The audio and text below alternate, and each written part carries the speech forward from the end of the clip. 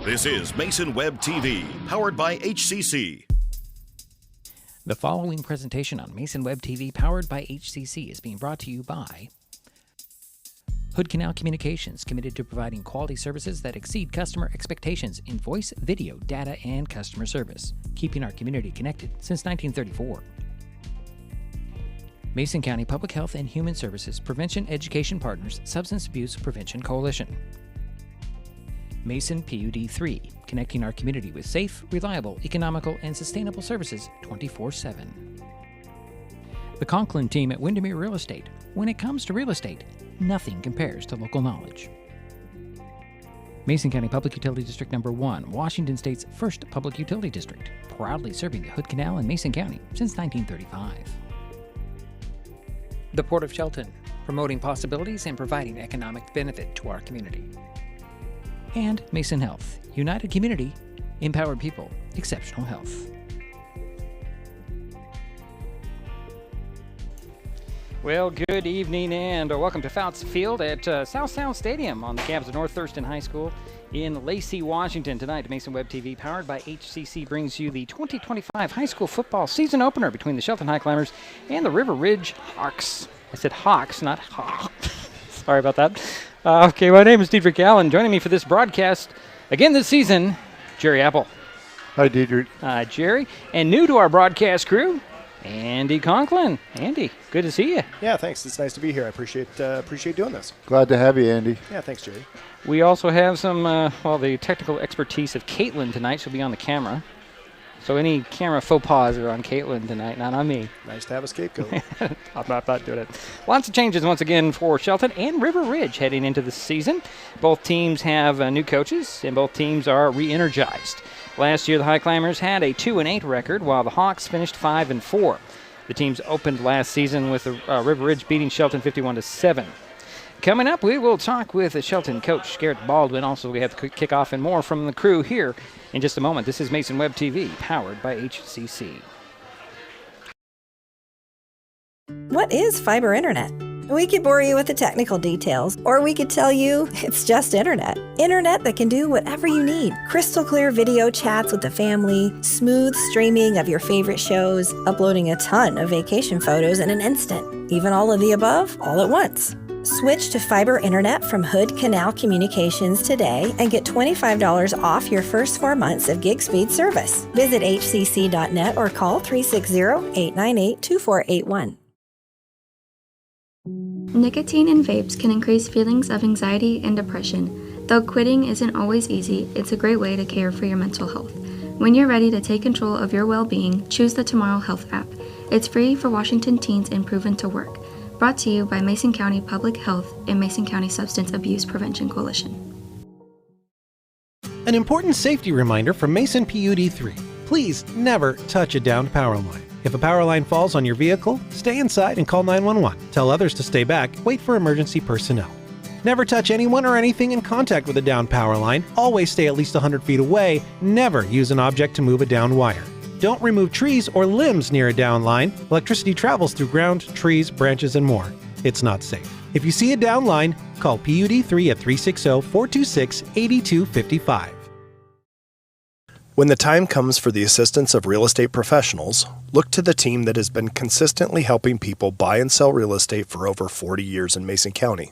Jeff, Andy, Chrissy, Shelby, and Laura from the Conklin team at Windermere Real Estate take great pride in our area and are proud sponsors of our community.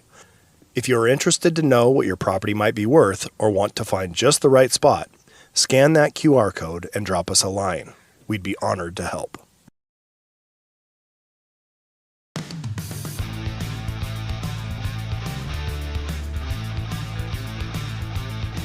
Coach, let's start out with you.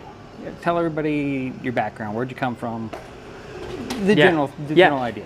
I cut my teeth in coaching back in high school, actually. So we'd finish practice and I'd go help out with the TCYFL when I was in high school. And then after graduating high school, I got to go play at Whitworth University for a season. After a whole bunch of different stuff going on in life in the Air Force, and I came back and became a full-time student as an adult, and I reached out to Jack Zilla, who was my head football coach at Black Hills. He got me a job coaching at River Ridge, so I was at River Ridge for 3 years. From there, I got the opportunity to be the head coach at Black Hills, and then from there, an opportunity to coach quarterbacks and receivers at Valley City State University in North Dakota, and then back here, back to Washington, and right here at Shelton. So what was the biggest draw to Shelton for you? Yeah, I just see a ton of opportunity and a ton of support, and just going around and seeing the facilities, what we have. I mean, our weight room is second to none. It's unbelievable. And even bigger than that is the people. I mean, meeting with Scott Chamberlain and having so much support from the athletic director, meeting Bruce Kipper and seeing a principal who loves football so much and understands the importance it has and the impact it has on a school when it's done the right way.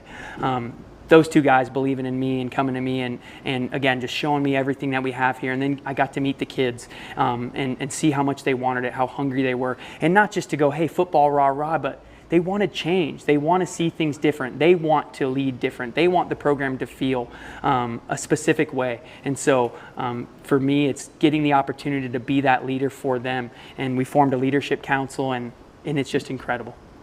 Can you expand on the leadership Yeah, council? so we have a leadership council. We've got guys from seniors down to sophomores. We meet once a week. We met all summer. We work on character building. We dive deep into a book we're reading called The Twin Thieves. And we talk about all the hard stuff, you know, and we talk about specific people and names and the issues we're having and how we're going to get over them. And when we reach out and we try to fix it and it doesn't go well, we come back in that room and say, okay, how do we attack it a different way?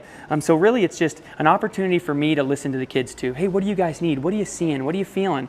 And a lot of our upperclassmen have been through so much different football that they have a ton of great insight. They understand things have gone, you know, good and bad at different turns, and they kind of understand reasons why. And so they're trying to put their finger on it, and they're trying to help me and guide me in ways that they think can help shape us. And so it's just an awesome dynamic of us working together instead of authoritarian me just cutting and, hey, this is what we're going to do. It's working with them and trying to get them to use their ideas. That buy-in is just so much different and better when it's coming from them. It's the culture that they want. I'm just helping reinforce them, and when they feel tired and not like I don't want to hold up to the standard, that hard standard we set, I'm there to remind them, like, this was your idea, and now I'm here to just hold you to it. It's fun.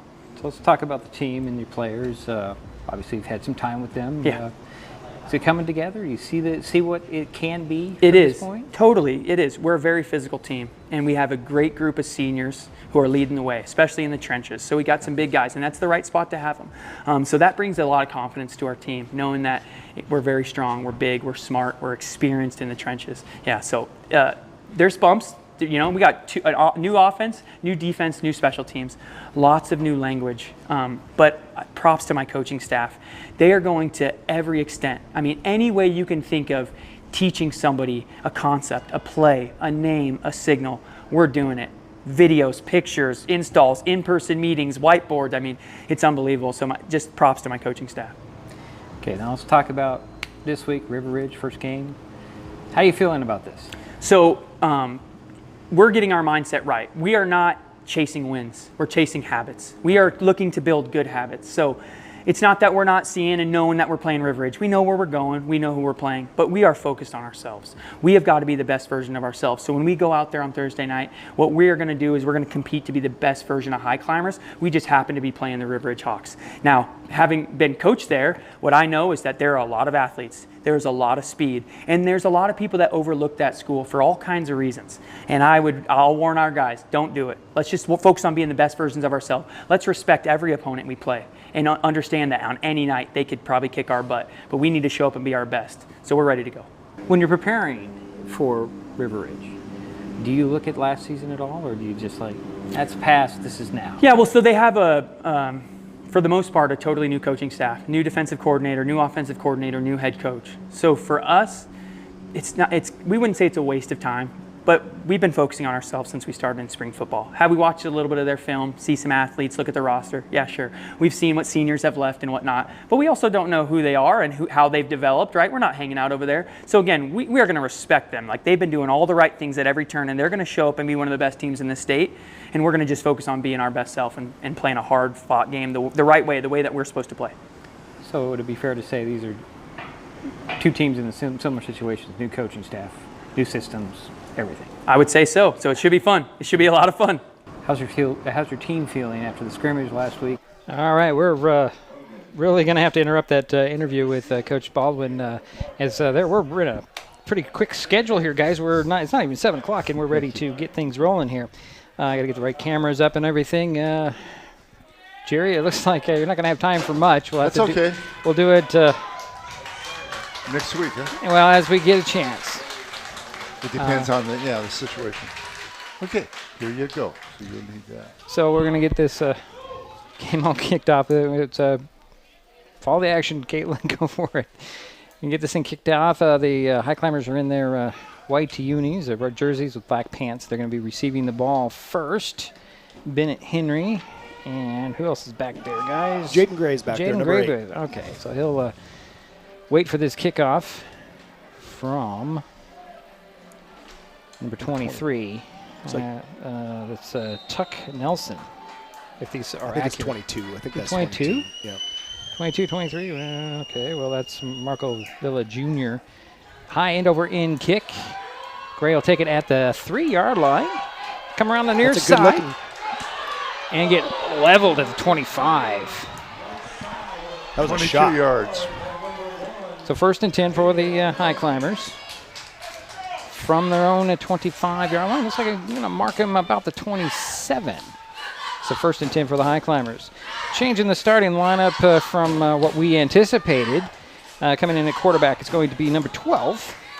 Whereas he's Ryan Brady. Ryan Brady. Yep. Thank you. I'm just learning. Yep, Ryan's a sophomore. He's a kid that works really, really hard and gives his best, and it's nice to see him at the helm tonight. Go out of the pistol. There's a back behind him and a back beside him. 2 receivers far side, 1 to the near side. Turn around and fake the handoff. It's going to roll out and it'll dump it off. It is off the hands of Quinn McKinnon, and incomplete. It'll be 2nd down and 10 from the 27. Just off his hands, a little too much adrenaline there going. You just want to go before you get the ball. Yeah, it's first play of the year, right? You're excited. You got to, that's coming to me, and here we go. So they're right back at it. Shifting in the receiver's position.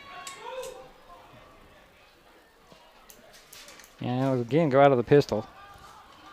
Hand it off. And it's a keeper. Little option. Going to stutter step at the 30. Get a dive for the 32. Brings it 3rd and short. It's a good read by Ryan right there. He had reading the backside end, and when it came crashing down, he pulled that thing and got it around the outside. Got a nice little gainer out of it. Gain of 6 on the play. So 3rd down and a couple. Now, who was the carry? Ryan Brady, number 12. Thank you. So out of the gun, we'll go Brady. Got J.J. Rhodes beside him. To his left, back to pass. He goes, looks over to the far side. Look at this. Throws a pass that was nearly picked off. Knocked to the ground. Nice defensive effort there for number 19 for the Hawks. And that is Xavier Street with a good defense there. And it's a punting situation for the Climbers here. 4th and, it looks like 4. From the 33. Excuse me. I got to get used to this stuff, guys. It's first game of the season for us, too. Got A.J. Weir back there punting. Yeah, A.J. Weir does a great job back there. 2 guys back. 1 at the 51 at the 41. Here's the, and there's a blocked punt. And ball's picked up at the 15-yard line and dropped there. That was Dwayne Nunez Lopez with the pickup there and trying to make something happen.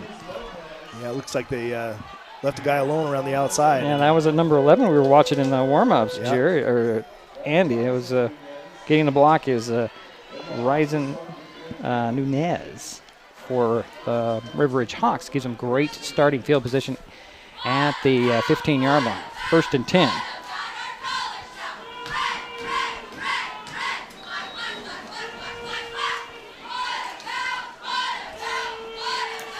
Got a good crowd from both sides here early in the school year. Quarterback for the Hawks, Nathan Ung. He'll go out of the gun.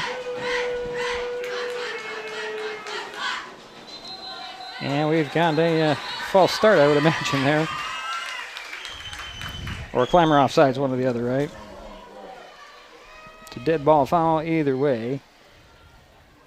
False start, it looks Yeah, like. it is a false start. That's a bad thing about being on the other side from the main PAs. You don't really see the calls so well. Yeah. We have to guess. But, yeah, it was a false start. So the Hawks are going backwards here early. But still have good field position with a 1st and 15 ball now spotted at between the 19 and the 20 of the Highclimbers. Out of the gun will go Ung again. He's got 3 receivers far side. Back beside him, I believe that is going to be K.E. Kopp. Turn around and hand it off to a swing man coming around the edge, getting to the end, and that is Hunkin getting back to near the original line of scrimmage at the 15-yard line. Pretty nice tackle by number 9 right there. And that would be, I think that's Zane Hardy. Yeah, Zane Hardy. Zane Hardy, middle safety, coming up to make that play on the edge. That's exactly where he's supposed to be there. So brings up 2nd down, and it looks like 11. Ball spotted just this side of the 15-yard line. Looks like Ung will go out of the shotgun with max protection. He's got Hunkin on one side, and it looks like, is that Villa on the other? Back to pass. It's going to sprint out, going to throw for the end zone. Wide open guy there. It's caught and a touchdown. And that looks like Kane Agnon with the TD. And who strikes first? River Ridge. 6-0 here early. 10:07 to go. First quarter. Easy pitch and catch there. Guys standing alone in the end zone. So point after coming. Let's see. Looks like the holder is number 21 for the Hawks. That's a Trip Durham. And the kicker is at a 22 or a 23? That looks like a 23. Yeah, I think it's a 23. So No? that's Tuck Nelson. Here, I have the tools, so let's watch this. Get the tools. You're right, it's a 22, actually. That's Villa. 22. Boy, these numbers are really tight to see here on the Hawks. Snap is down. Kick is up. Kick looks good. And it is. So, 10:07 to go, first quarter. River Ridge 7, Shelton nothing. This is Mason Web TV, powered by HCC. What is gig speed internet? We could bore you with the technical details, or we could tell you that it's marathoning movies on your favorite streaming service with no interruptions, or having the grandkids over and not hearing a single complaint about your Wi-Fi. In other words, it's just what you needed. Switch to gig speed internet from Hood Canal Communications today and get $25 off your first 4 months. Visit hcc.net or call 360-898-2481. Well, back at South Sound Stadium, Diedrich Allen, Jerry Apple, Andy Conklin with you. 7-0 River Ridge. 3 plays, 15 yards, 1 minute, approximately, Approximately. for the touchdown. So Bennett Henry and Gray back there. Jaden Gray. Jaden Gray. I was just, I'm getting used to everything here, guys. Yeah. Thanks for Randy being here. He knows everybody by just looking at him. No, that's not true. I didn't. That's The last kickoff was 57 yards, so did a nice job on the first kickoff, so we'll see what happens here. Marco Villa Jr., the kicker. Yeah, that's a good kick. Got it teed up at the 40-yard line. Waiting for the run-up. Expect a little weirdness right here. Nope, just a straight straightaway kick, end over end. That's heading to the end zone. Gray's going to take it at the 1. Get to the 10, coming near side. 15. Going to be spun out of bounds, short of the 20, about the 18-yard line. It's a 1st and 10 for the Climbers. It's about where they started last time. 59-yard kickoff. Call it the 19. 19. Okay. It's the 1st and 10 for Shelton at the 19-yard line. We got those first drive jitters out of the way now, so let's see if we can click along and get the ball up the field. You know, it's always really, really important to get that first down, so you start moving the ball. And confidence, momentum. Yeah, feeling good about yourself. So Gray's going to go wide to the far side. Missed some opportunities, so the plays are there for him. They'll get them. Caleb Jordan on the near side. Out of the pistol. Will go Brady. Rhodes behind him. Handed off to Rhodes this time. He jump steps, makes one guy miss, powers his way to the 20. Still trying to fight for some more yardage. Gets across the 20, 21-yard line. Call it 22. Gain of 3 on the play. That's a hard fought 3. He's a tough kid. Yeah. He's a tough runner. Yeah. Really impressive young man. He's a lot of fun to be around. Brings up 2nd down and 7 from the 22. Either I got to grow or get shorter, guys. I'm going this all the time. Again out of the pistol. 2 receivers far side for the Climbers. Brady turn around and hand it off. This is number 30 this time for the Climbers. Gets around the outside, steps out of bounds with the first down marker at the 30. Ira Vanderpool on the ball carry. Thank you. And it's right over here on this sheet on this side. I got to look at the right spot. Yeah. I got too many things looking at here, guys. 1st and 10 for the Climbers. Good looking run right there. He just put his foot in the ground, got down the field. It's nice to see that happen. Put the ball at the 29-yard line. A receiver on each side. Out of the pistol goes Brady. Turn around, hand it off. And diving across the 30 again is number 30, Ira Vanderpool. Picked up a couple. Looks like that inside zone play. Everybody's going the same direction on the O-line. And just tuck that ball right behind those guys and get what you can.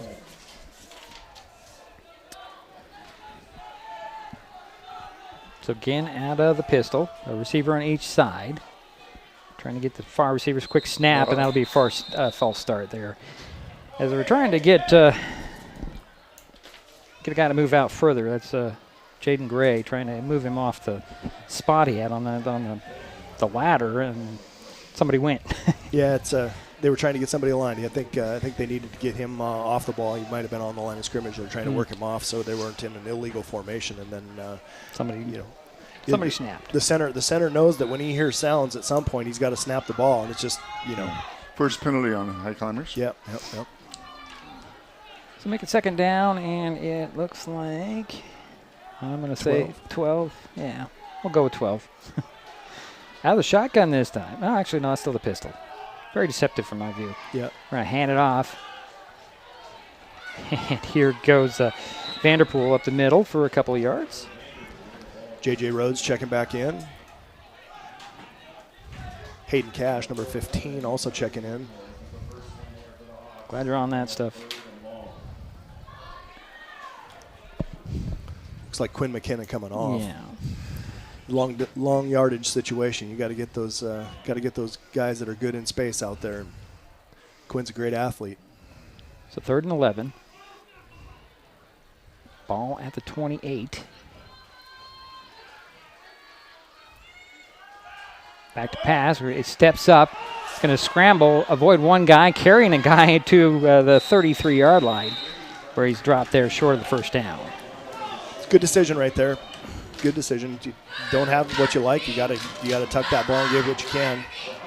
Jerry, they're not posting anything on the board, so you don't have to worry about leaning up there. Yeah, I see that. Yeah. It's another punt for A.J. Weir. Now it's going to be somebody's got to block number 11 this time. Yeah.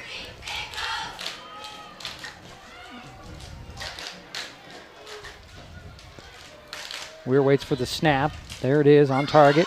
Guy's coming from the other side. He gets this nice punt spiraling back to the 25. Bobbled it. Picking it up is going to be Agnew, and he's going to be dropped right there at the 25. Good tackle, team tackle there. Number 11. Yeah, number 11 for the Climbers. Yeah, that is Caleb Jordan, yeah, the first guy there. That was a 43-yard punt. Nice punt. Beautiful. Beautiful spiraling punt. So 1st and 10 for the Hawks from River Ridge on their own 25-yard line. Allows for good coverage. Yep, that's good coverage up by Caleb on that. It's going to be interesting to see the Hawks working in space here and see what they can do with more field. What they do with more field. Yeah. So they're going to spot the ball down where? Waiting for to put it down. I know the tackle was right at the 25. Oh, we have a penalty, did we? see a flag, but they're acting like it. They're acting like it, and there was a signal I didn't quite see. And now he pointed with the fist. I don't know.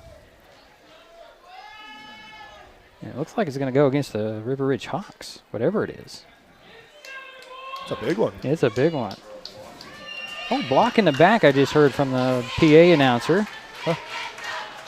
Didn't think anybody had time to block in the back on that. Caleb had a nice, he was right on it when that happened. So good break for the Highclimbers. Pushes the ball back to the 13-yard line.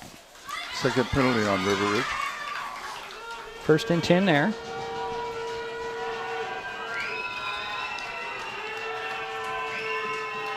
Out of the gun will go in. Man in motion. Across the formation, handoff on the inside, and a nice weaving run. 55 on the tackle. Okay. So a tackle was made by Gabe Gooley. Gabe Gooley. Yeah. Okay. Who, for some reason, is not on this sheet. I don't know why. Not on the full team sheet. I don't know why. I know he's on the other sheet. He's on that one. Yeah. Still trying to figure out who the runner was. I'm sorry. I didn't see who the runner was. I'm thinking it was 23, Nelson, but I'm not sure. Gain of 4 on the play. Okay. 2nd and 6 coming.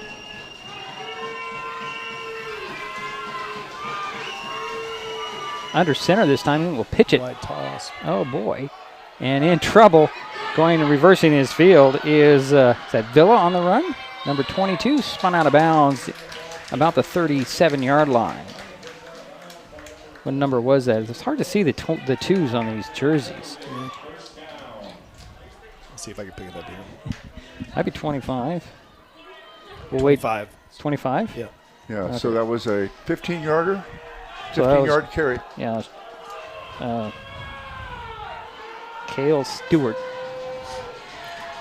on the carry. So under center will go in again. This is interesting. With an I formation and a receiver on each side. Unless it's a different QB. Turn around and hand it off. Nope, he's going to keep it on the rollout. Going to little lob it into the flat there, and it's complete to Hunkin, who breaks tackles, gets into Climber territory, dropped at the 42-yard line. Number 1, the receiver, tackle by number 11. That's Caleb Jordan again. So good run after the catch for Hunkin. That's Caleb Hunkin. So Caleb and Caleb going at it here. Yeah. Early on. So 1st and 10 from the 43-yard line are the Hawks here in the Highclimber territory. Yes. Number 1 was a receiver, yes. Thank you. So Nunez goes wide to the far side. Out of the gun will be Ung. Hand it off, and here is Hunkin trying to get around the right side. He's got a lot of running room, but there is a flag in the backfield. That's going to be a hold, as one of the linemen was laying on a Highclimber. Yes, that will be a hold. Nullifies a nice run. Yeah. It's a big penalty. Yeah. Cam Winans was the victim of that hold. So we'll march it back 10. And these are now from the line of scrimmage, right, Andy? Or Yeah, they changed that. They changed that rule a couple of years ago, so you didn't have monster holds from, yeah. So it's 10 yards from the line of scrimmage or the spot of the infraction, whichever is less. Okay. Either way, it's a 10-yard penalty. Correct. So, all right, so that makes it 1st down and 20. Ball back into Hawk territory at their 47-yard line. 6:01 to go, first quarter, 7-0. Hawks with the lead and the ball. This is the River Ridge Hawks, I should clarify. I tend to call by mascots rather than school names. I don't know why that is. It's just easier for me. Except when you deal with a prep school, then you call them prep all the time. So I don't know. So Ung out of the gun again with max protection, the receiver on each side. They're going to get Nunez in motion. Back to pass goes Ung. Throws down the sidelines, and it's off the hands of Nunez. Good defense right there. Getting in the way was number 15 for the Highclimbers. Hayden Cash. Yeah, he just kind of got in the way and bothered that pass. Didn't touch it, just enough to distract the receiver. Yeah, you know that sideline, that's a defender's best friend, too, because it's an extra defender out there, and you get him on the sideline, you don't have to do much. It was a nice thrown ball, however. It was a nice ball. just wasn't brought down. So River Ridge is 3 for 4 in the passing game. That was great coverage. So 2nd and 10. We're waiting for a ball, I think. No football on the field because the football actually went onto the track over here. Now they get the ball, and here we go. 5:27 to go, first quarter, 7-0. River Ridge with the lead in the ball. It's ball boy's first game of the year, too. So Young is going to go under center again out of the eye. I don't see this much anymore in high school. Little pitch there. And I think this is Nelson. Nope, it's number 21 on the carry. And that is Durham making her way to midfield.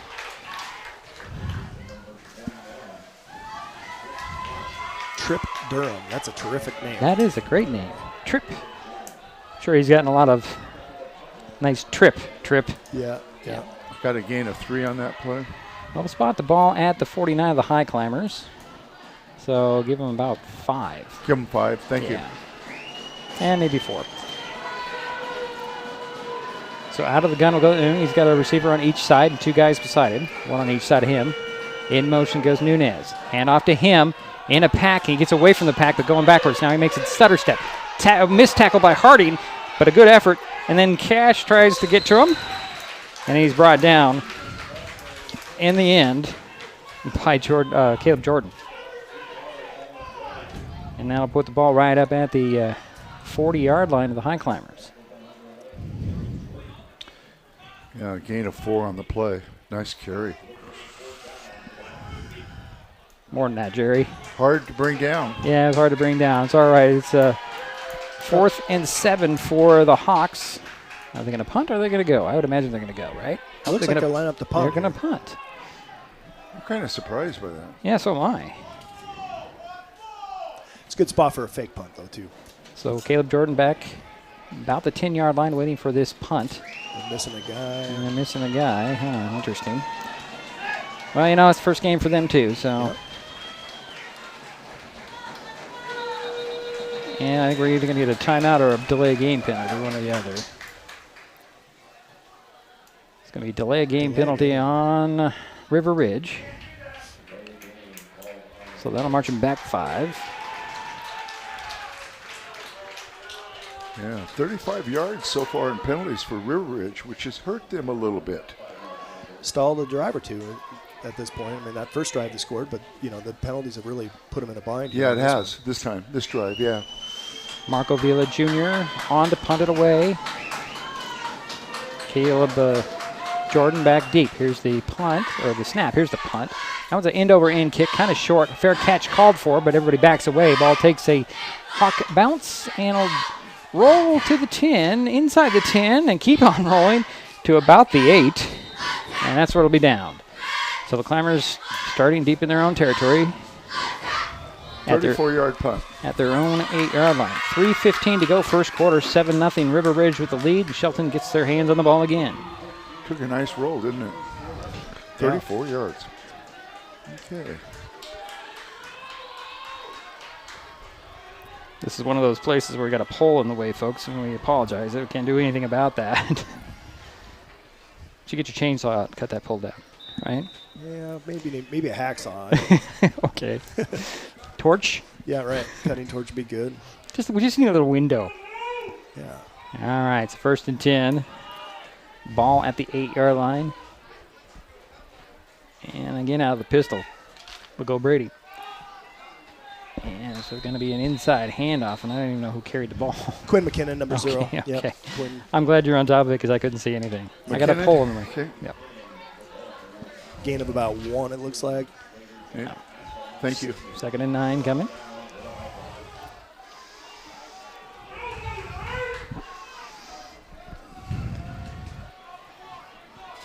Again, Brady out of the pistol. If I stand over here, I can actually see. Back to pass he goes. Got lots of time. He'll dump it off. Oh, just a little short. Intended for McKinnon. Incomplete. Got to get those feet set and deliver a strike. He's a little flat-footed back there, but, you know, they can work on that. Second pass made by Brady. Attempt. Not me. He attempted to throw it. He didn't complete it. You're confusing me. You're confusing. Attempted pass. Yeah. Okay. I'm just making sure we're getting We're on the all, same all page. on the same page here. We are. So it's going to be 3rd and 9. Ball is at the, it's going to be the 9-yard line. Back to pass. Goes Brady, looks over to the near side. He's going to go long. Nope, he's going to dump it off, and that's complete. To Cash, a lot of real estate down the sidelines. He goes. He gets into River Ridge territory at the 35. Number 15 on the catch is Hayden Cash. Okay. That was Hayden Cash on the reception from Ryan. A lot of patience back there in the pocket. Waited for that to pop open. It was really a nice job of staying calm and cool and collected and delivering a strike. So. Even with a guy coming at him, too. Got to give him props for that, getting that pass off. Little dump off, and it turned into a big gain. 1st and 10 for the Highclimbers at the River Ridge 30-yard line. Now I can see. I can't. Okay. Gray's going to go wide to the far side. Rooks is on the near side in the seam. Out of the gun. And somebody jumped off sides, and they're going to say, you did it, you did it, you did it. No, and we'll see what the guys in the stripes say. I think we're going to get a false start here. How many yards on that pass? From the 9 to the 30, Jerry. Wow. That's 71. 71? 61. 61, yeah, there we go. Yeah, 61. Wow, that is great. Big play. So the penalty was on the Highclimbers, backs them up to the 35. 1st and 15. Those explosive plays sure do help with momentum. Same formation, turn around and hand it off. There goes Vanderpool, trying to find some running room around the left side. He'll dive forward for a 3. Mason Guard blocking all the way to the whistle.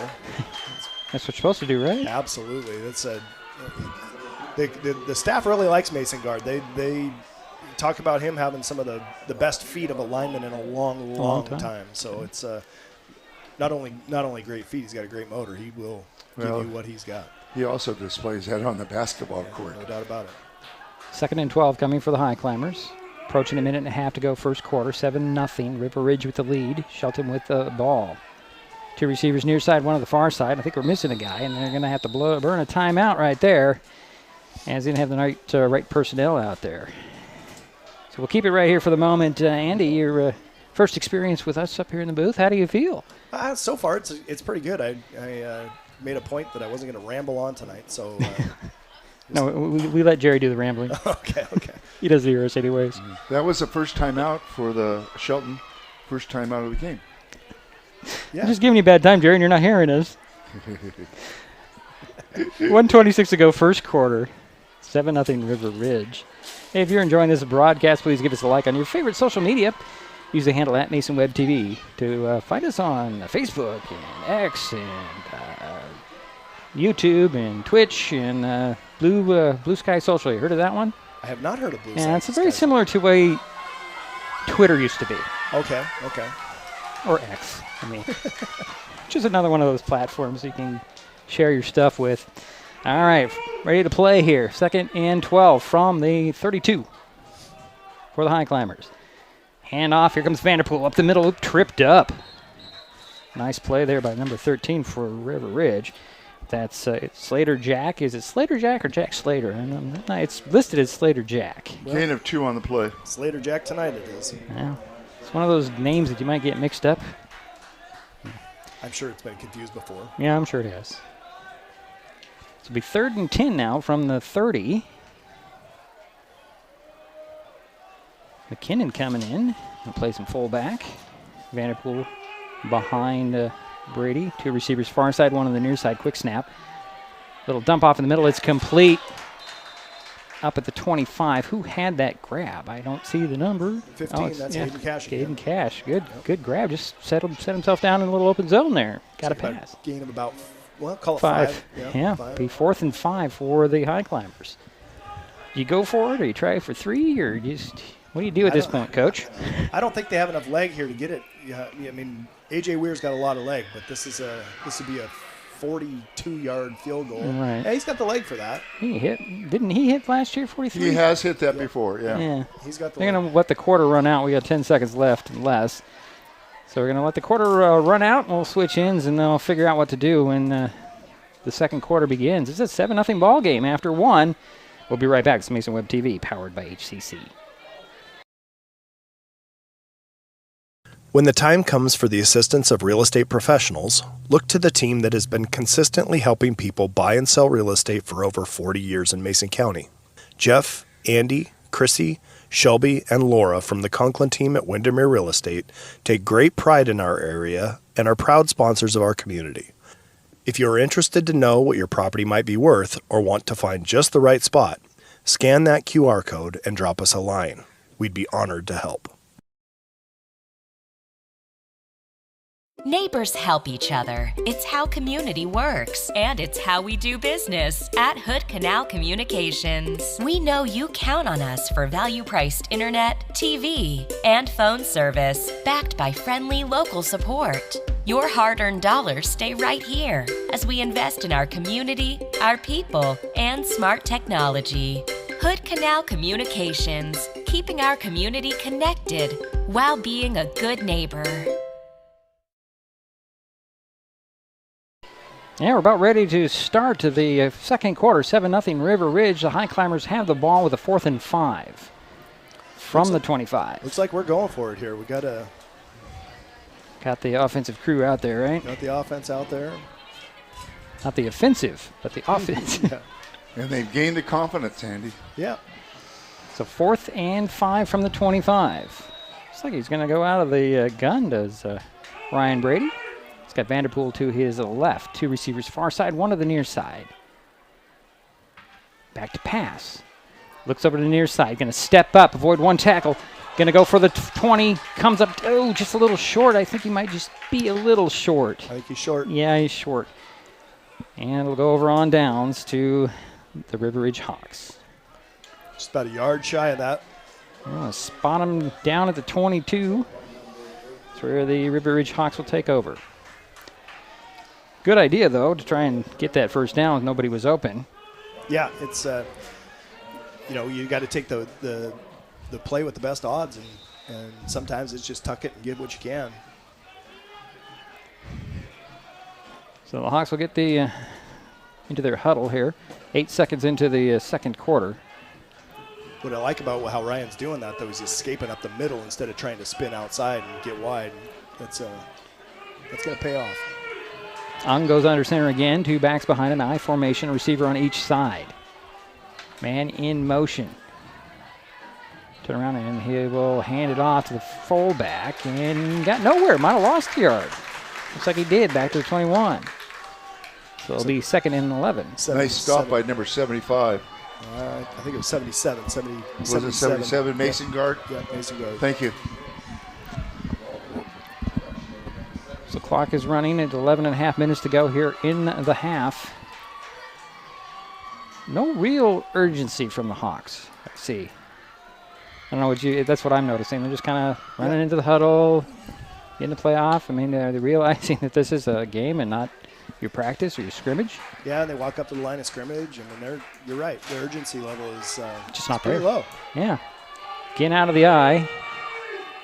Kind of keeping an eye on that guy in the secondary. Get the snap off. There's a pitch going around the near side. And good pursuit and tackle. First guy there, number 26 for the Highclimbers, Fletcher Henry. Fletcher Henry, that's a sophomore with his first tackle as a varsity player. And I think a little help from Bennett there as well. Yeah, Bennett Henry, his older brother. It's kind of interesting having a couple of Henrys out there. A couple of Henry brothers in the linebacker corps. It's you don't have any connection with him at all, do you? Yeah, I actually am. I'm kidding. I know him pretty well. So it's 3rd down, and it looks like 9. From the 22, actually that's 10, isn't it? That's where they started. Yeah, it's right at the original line of scrimmage. Yeah, out of the gun will go Ung, and he was taking a lot of time trying to get the formation, and it's going to be a timeout burn by River Ridge here, I believe. Or it's either a penalty. I don't see a flag. And a wind the clock. I guess there was nothing. That's a weird stop. That was a weird stop right there. So man in motion. And back out of the gun goes in. He's going to go deep. Got a guy way out there. And it's complete and dropped. It's incomplete. Incomplete. He got in there. He didn't make that football move. And it went out of his hands, out of bounds. Incomplete. Now, on that, Andy, they have to take 2 steps after they've caught it. One they got to and get 1 foot in, and they got to have control and 1 make foot. a move with it. Right? Right. So no, it's not a 2-step. It's not a 2-step thing. It's just it's a lot of times it's a judgment call, and Okay. he was obviously bobbling. bobbling. Gotcha. Thank you. Yeah. That was number 23, the intended target there. Tuck Nelson couldn't grab it in, so the Hawks are going to punt. 9:55 to go here in the first half. Coverage by number 4, Alberto Manzo.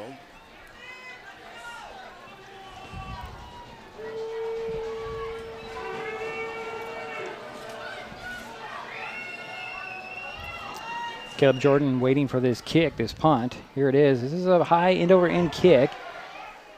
Jordan's going to get a fair catch. Actually, he's going to take a knee at the 49. That's a smart play. He'd want to fair catch it and get that funny roll like he had the last time. Just secure it and take a knee. Yeah, you always want to field every ball that's catchable because that thing does never bounce the way you want it to. So, yeah, 30-yard punt. Right at midfield where the Highclimbers will take over. I'm going to ask you this, Andy. You've been on Jack Stark Field a lot. yeah. It doesn't bounce very well for balls like that. It's interesting that the fill that's in that turf is half sand and half it's rubberized pellets, and it's designed to mimic the natural turf as much as possible. And it really is a great surface. Well, I'm saying that, but we've noticed a lot of those punts just kind of hit and die. Yep, that is the truth, and it's by design. There are some fields that just have those rubber pellets, and it's like a tennis ball when it hits sometimes. There's a handoff, and juking and driving and getting a couple of yards up the middle. That's J.J. Rhodes. Yep. It doesn't look like he even hit a gear there. He was just kind of finding the space to go to second gear, and he just never could find it. Yep. But he did gain, 4 on the play. Mm-hmm. Make it 2nd and 6 from the River Ridge 46. Yep, you take 4 yards every single time.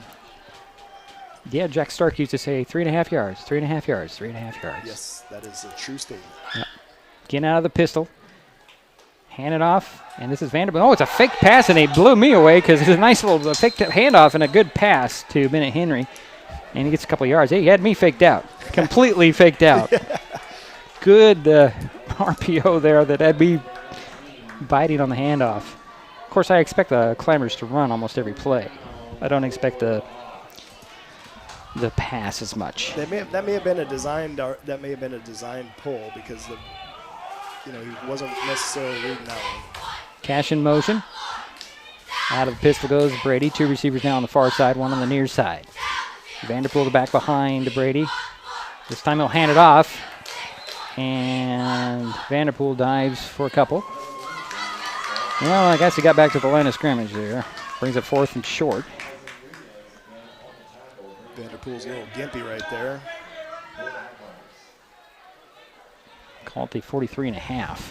Yeah, Bennett Henry has caught 2 passes so far. And the quarterback for us is 3 for 6. Good.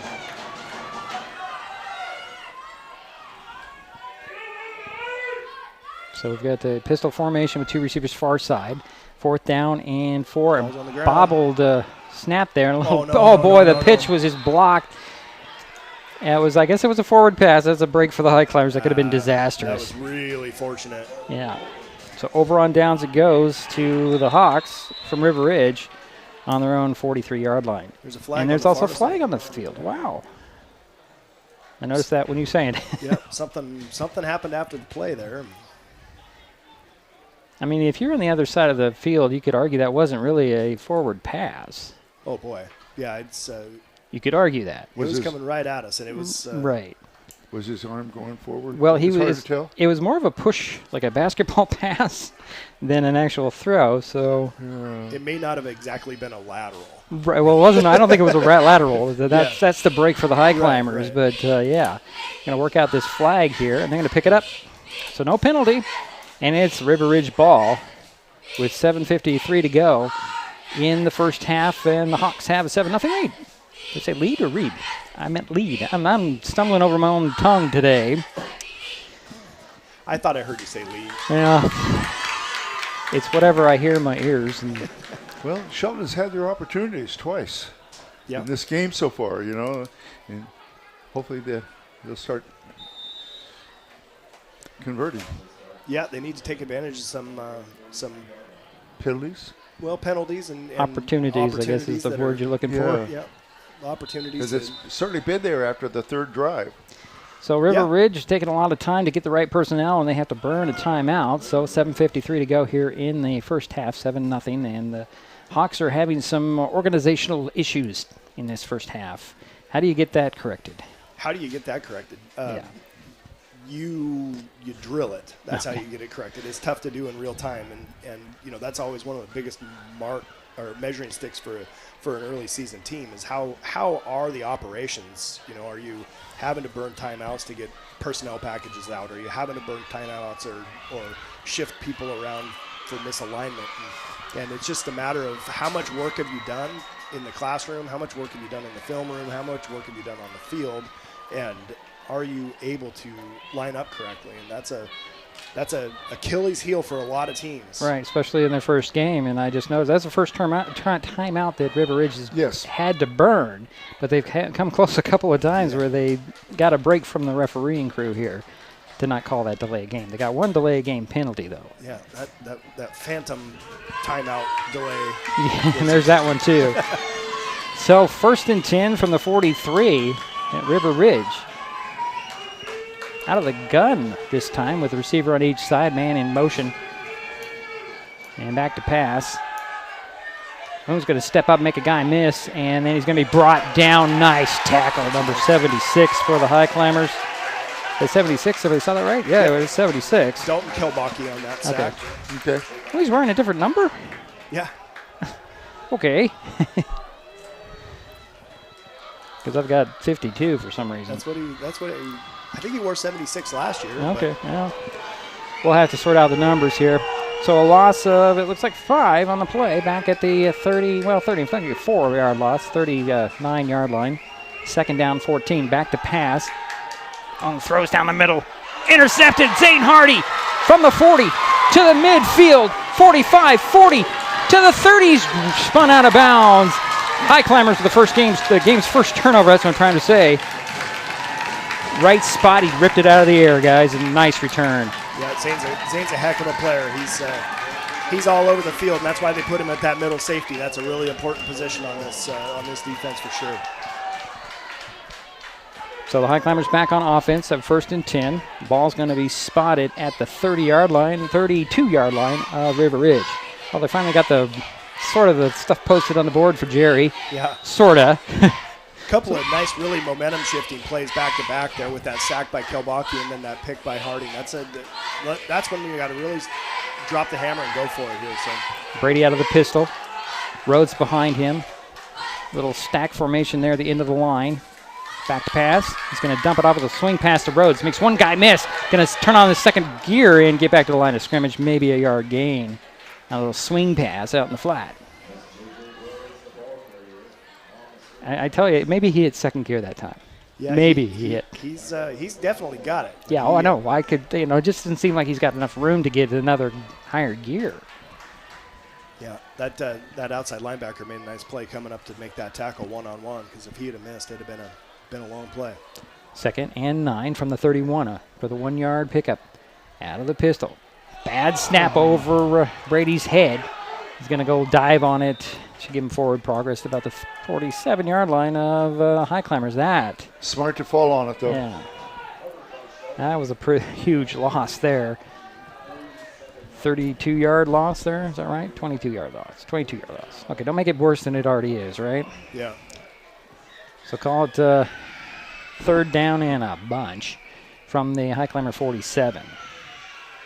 Got to get up to the 22 for the first down. It's the 22 on the other side of the field. Out of the pistol again. Back to pass. Goes Brady. Going to swing it out. This is Vanderpool. banging into bodies. That's what I'm trying to say. And a flag comes in late. Late hit, yeah, I think It was so. a late hit. I think so. Ball was, the runner was dropped at the 46-yard line. That's a 9-yard pickup. Is that right? Yeah. And we're going to work out the flag right now. Looks like he wants to march it back against the Highclimbers there. Does look that way. Let's see what it's going to be a face mask on the River Ridge Hawks. I think it's a 5-yard face mask. Yeah, I think you're right there, too. Yeah. It's not like the pros where they give you 15 yards just for incidental contact on the helmet. So it brings a 4th down, and well, I guess if there's something a little bit more manageable, it should be 4th down, or they're going to say it's 3rd. It should be 4th down. It should be 4th down.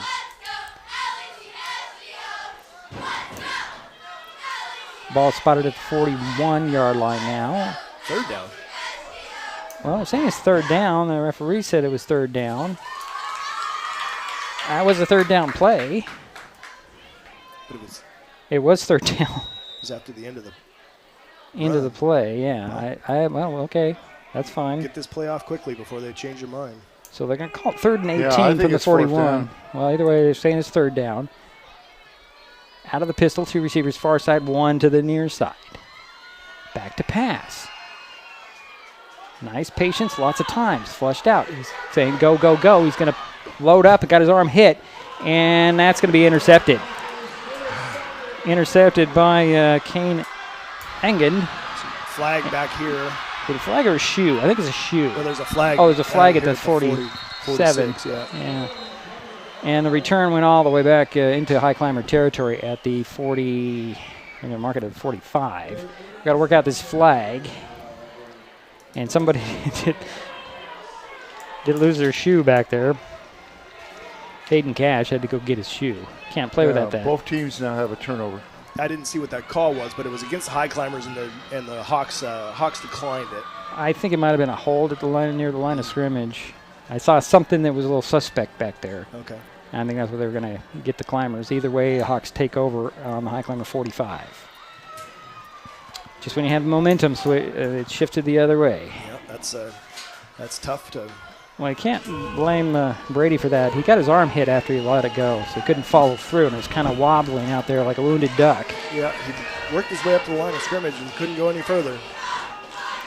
This receiver's lined up outside. He just saw that and walked back out of the under center, out of the eye, and will hand it off and around the outside there. Tuck Nelson. Tackled by Fletcher Henry, number 26. 2-yard pickup there. Ball at the 43. Under 5 minutes to go here in the first half. River Ridge with a 7-0 lead and the ball back in high climber territory. Clock is running.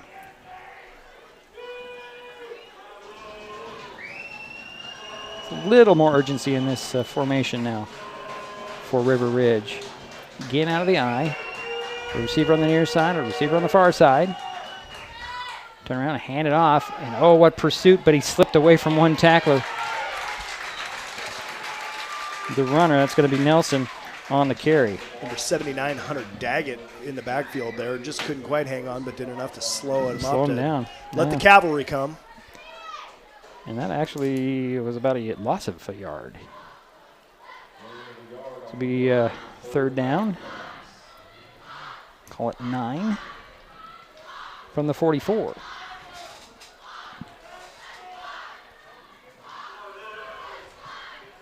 Be a big stop right here. Under 4 minutes remaining here in the half. Out of the gun will go 2 backs in the backfield with him, 1 beside him. Man in motion is number 8, and that's Marquez. Back to pass goes in. He's going to be flushed out. He's going to tuck it under and run. Rhodes on the pursuit. Dives for the first down marker. Did he quite get it? It looked like he did. Oh, yeah, he was diving for the 30. That's way beyond the first down marker.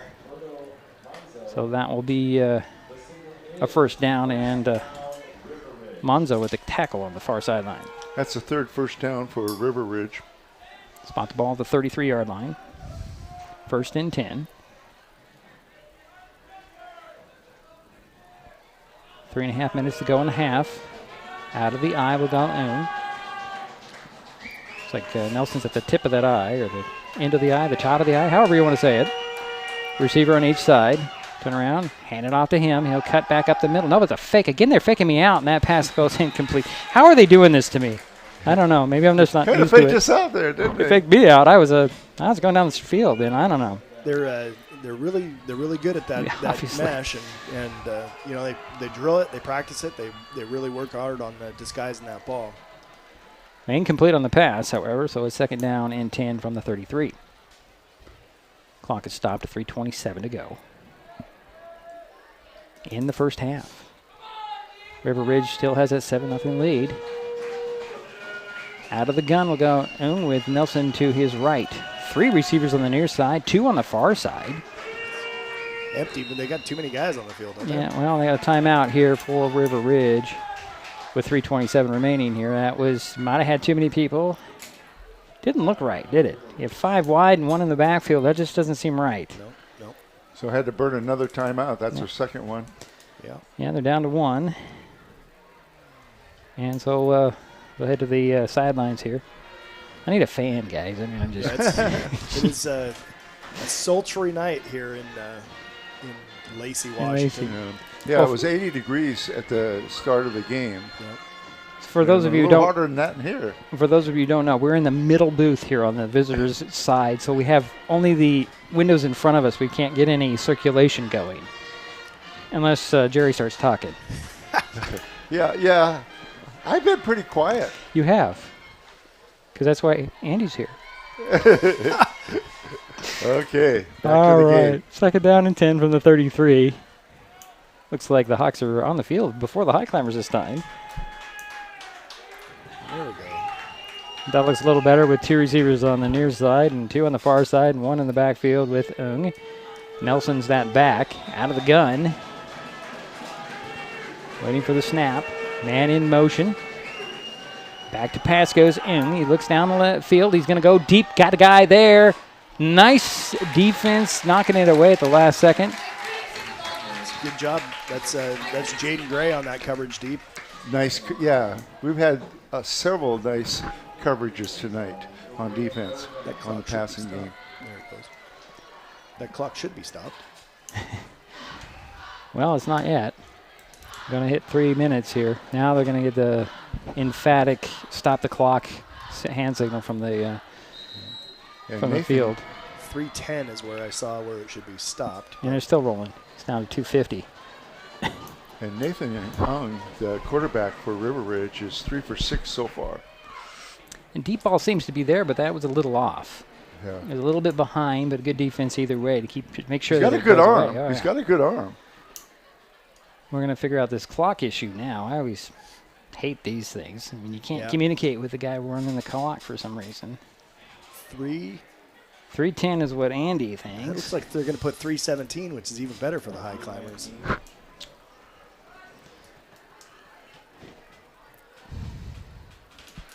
Okay. Well, that's why we have Paul Thompson on our clock. That's right. He is a pro. Yeah, 3:18. Yeah, either way. Close enough. We'll take it, right? Yeah. Not only do the players have jitters, but the clock people, the officials. It's first game. Well, it took a quarter and a half just to put all the right numbers on the scoreboard. So give them a hand for getting it right. Now it's 3:17. You got it right. Good. So out of the gun it goes in, and ball's on the ground. Ball picked it up. He's going to dump it off, and it's complete. A lot of running room there. He's going to slip a tackle and step out of bounds inside the 20. That's number 26, I believe. That's Kopp on the catch. And it does end up in a first down. Having a hard time on this angle here. Yeah, it's 1st and 10 on the. And that's the 5th first down 14. for River Ridge. Looks like it's going to be the 18. 18. Okay.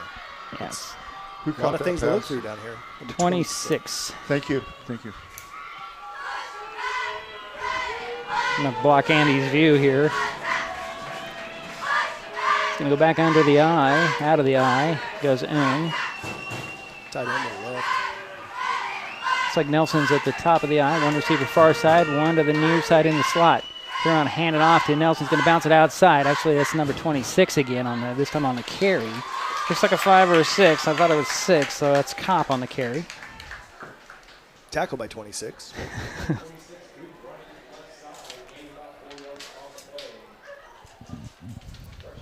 So who is 26 for the Highclimbers? Gain of 4 on the play. Fletcher Henry's 26. Okay, Yeah. okay, that's right. I said his name earlier, didn't I? Yeah. Didn't stick in my mind, I guess. So Jerry says a gain of 4, so that makes it. Board says 5, but Whatever. it's close enough. Close enough. Second down. Ball's at the 14-yard line. Again, under center goes Ung with a receiver on the far side, and we have a dead ball penalty. 2:19 to go here in the first half. Now these kinds of penalties drive coaching staffs are just nuts, right? Yeah, they're just really hard because you've done a lot of work to get down there and put yourself in a good position, and it's lots of times just a small mental mistake that costs you time, costs you energy, costs you your ability to just keep pushing forward. And the setbacks are tough. Yeah, 6 penalties for 45 yards. Well, so we're going to call it 2nd and 10 now. Ball at the 18-yard line. Turn around, hand it off. And here is Kopp again getting smothered by the Climbers. Just smothered. Smothered by number 77, Mason Guard. That's not a wall you want to run into, is it? No. We've mentioned his name several times already tonight, Mason. Yeah, Mason's a heck of a player. Yes, he is. There aren't many interior defensive linemen that are effective basketball players. That's true. That's very true. A 6'3" center, but he is good at it. Oh, yeah. So it's actually 3rd down, not 2nd down. It's 3rd down and About like 9, yeah. Out of the gun, handoff this time. Trying to get around the outside. It's number 1. I think he's got the first down there. Hunkin made it to where? The 10? He's inside the 10. He's in the 9. He's at the 9. So we're at that spot where we can't see very well. 1 yard. It's 4th down. Yeah, 1 yard. 4th to down. go. So it's now 4th down. Apologize, there's a pole in the way, folks. We can't do anything about architecture. They build these things without thinking about cameras. Yep. But we do have a roof that stays up, so I guess it's a good trade-off. That is true. 4th and 1. 4th and 1, they're going to go for big play. Huge play right here. They're going to go out of the shotgun. There's Ung. Hunkin to the left and Nelson to the right. And the Highclimbers are all over that, making him bounce it outside. He's going to get out of bounds. Did he get the first down or I think not? he did. It looks like it's going the other way, guys. No, it is not. He did not. They did mark not him get out of it? bounds at the 10, so he actually ended up losing a yard. A big stop. Thank you. Wow. But the Climbers will be deep in their own territory at their own 10-yard line with 1:31 to go here in the first half. Still looking to get on that scoreboard. Take care of the football here. Yeah. I would say yeah. Good news is River Ridge doesn't. Do they have any timeouts? They have one timeout They left. have one timeout. They have 2 timeouts. They Shelton have does. 1 timeout. Shelton has 2. I'm Shelton thinking has about 2. River Ridge's ability Yeah, to stop to the stop the clock clock. here. Yeah, you're right. River Ridge does have just 1. So out of the pistol goes Brady with Rhodes behind him. And he'll hand it off to Rhodes, trying to stretch it out to the far side. Turn the corner, get it outside the 10. Give him a little breathing room. And tad bit. Couple yard run there. about 3. Gain of 3, 4. Okay. Yeah, gain of 3. Okay, thank you. So 2nd and 7 from the 13.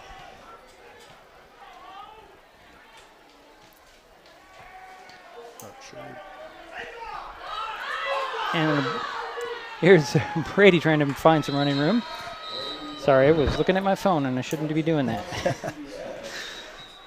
Boy, if he could have avoided that tackle, he would have had a lot of room to go. He would have been a nice game. Timeout by the Highclimbers. Yeah, Highclimbers will call a timeout with 52 seconds remaining here in the half. Trailing by 7-0. It's like about 3rd and 6, 3rd and 5, 3rd and 6. Where are they spotting the ball? It's on the I was thinking 19. 5, don't you? No, it's on the 14. It's on the 14, so that would be 6. Yep. So 3rd and 6. Okay.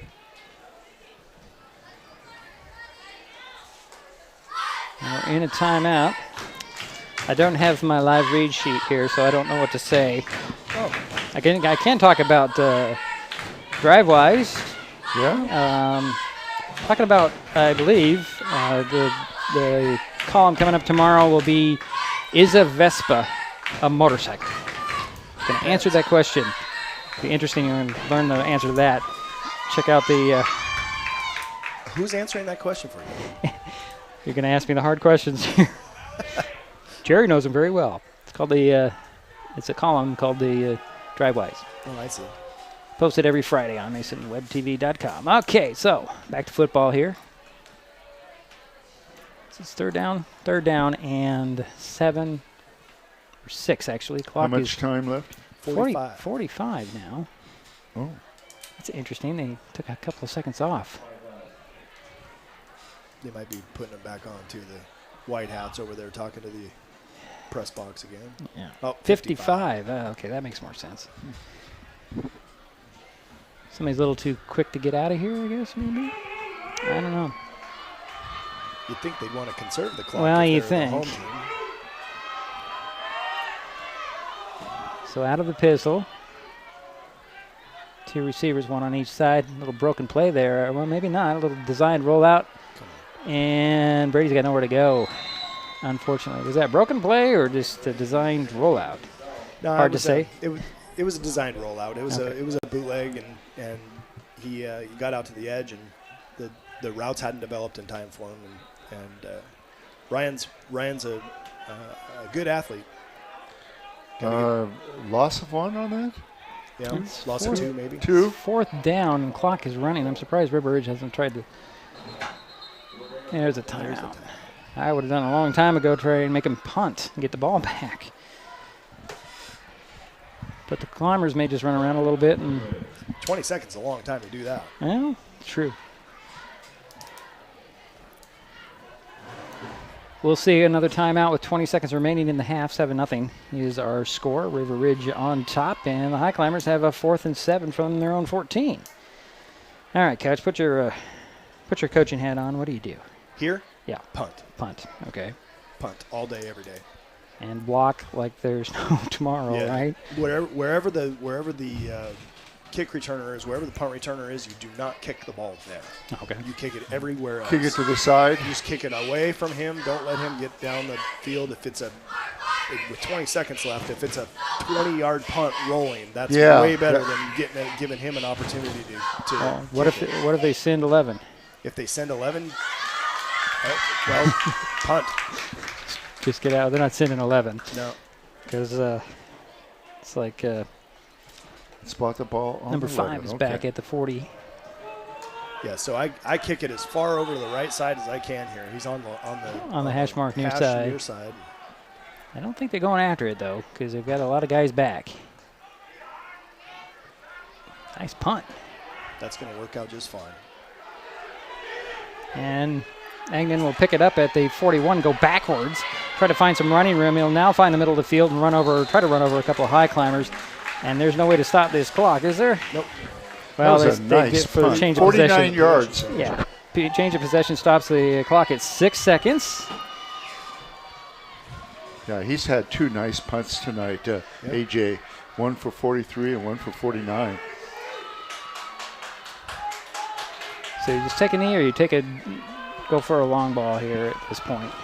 Oh, if I'm River Ridge, I'm gonna put it up in the air. I'm gonna give him a shot to do something. Do something. My Climbers are expecting it. They got a lot of people way back in that secondary. Everybody's backing up. This is now. where you could also really have an effective screen pass. You know, you got everybody deep. And Yeah. And don't buy into the kneel down either, right? Right. Out of the gun, we'll go Ung. He's got a receiver on each side and 2 backs in the backfield with him. 1 to each side and a yard behind. Back to pass he goes. Going to dump it off for the screen. And going to step out of bounds at midfield with 1 second remaining. That was interesting. I don't know if that's a wise move by Kopp. they probably know their quarterback has about a 50-yard arm, and they're just going to let him chuck it back there now. See what happens. Yeah, gain of 5 on that play. Put it at the 49 of the Highclimbers. 2nd down and 5 coming for the Hawks. With a 3-man rush, 4-man rush here for the Climbers. Everybody else in the back in the secondary. Or do a little stunt and bring Rhodes around. I don't know. Yeah. He's going to probably spy the quarterback and just not let him go anywhere. Then you have the 3 guys in the middle on the pass rush and everybody else playing a real loose zone, and just don't let anybody get behind you. Yeah, that's the idea here. 1 second on the clock here. And a 7-0 ball game. River Ridge with the ball and the lead. Now they're going to take a knee like here. They're gonna sit on it, yeah, okay, let's see what he does here. He'll take that knee, and that will be the half. And the clock is not going to 000s there at all. Didn't move at all, but that's the half. There it is. All right, so we're through 1 half. River Ridge 7, Shelton nothing. Take a timeout. We'll be back. This is Mason Web TV, powered by HCC.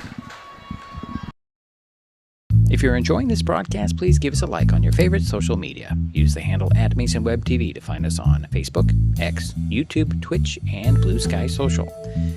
Subscribe and follow Mason Web TV so you never miss anything. Also, thank our sponsors who are helping make this broadcast possible. They include the Port of Shelton, promoting possibilities and providing economic benefit to our community.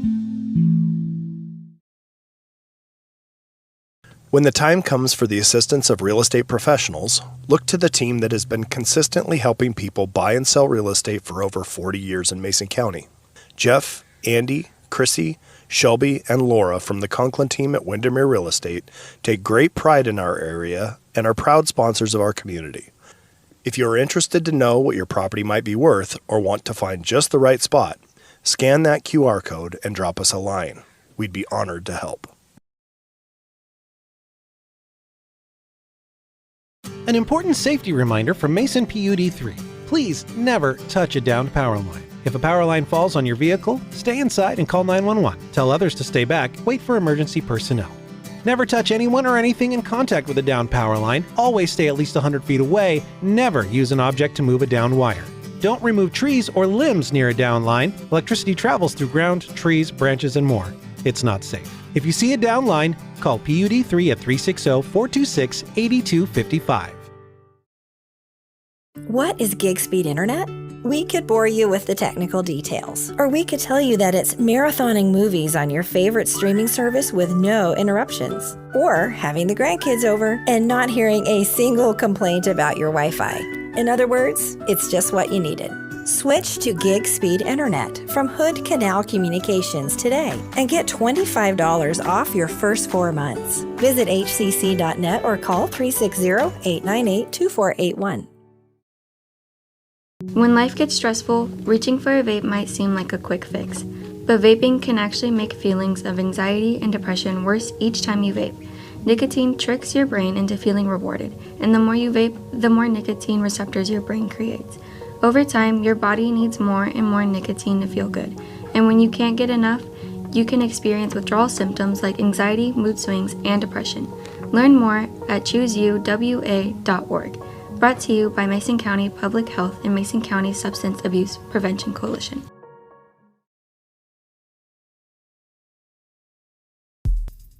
This presentation on Mason Web TV, powered by HCC, is being brought to you by Hood Canal Communications, committed to providing quality services that exceed customer expectations in voice, video, data, and customer service, keeping our community connected since 1934. Mason County Public Health and Human Services Prevention Education Partners Substance Abuse Prevention Coalition. Mason PUD 3, connecting our community with safe, reliable, economical, and sustainable services 24/7. The Conklin team at Windermere Real Estate. When it comes to real estate, nothing compares to local knowledge. Mason County Public Utility District Number 1, Washington State's first public utility district, proudly serving the Hood Canal in Mason County since 1935. The Port of Shelton, promoting possibilities and providing economic benefit to our community. And Mason Health, united community, empowered people, exceptional health.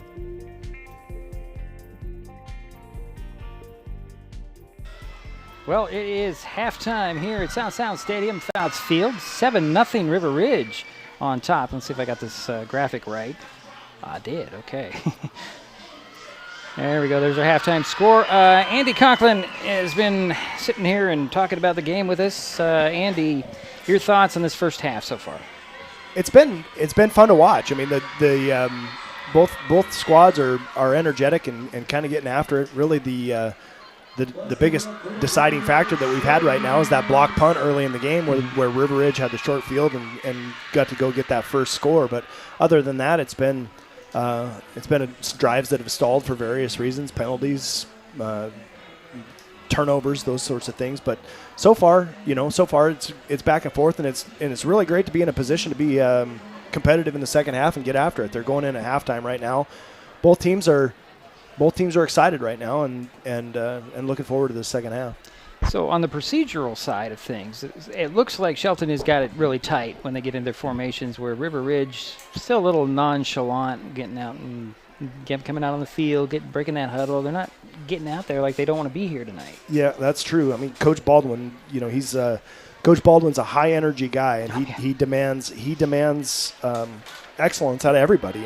And so the minute he walked into Highclimber land, he started setting his expectations, and it seems as though the kids have learned what the expectations are, and they're gonna do it.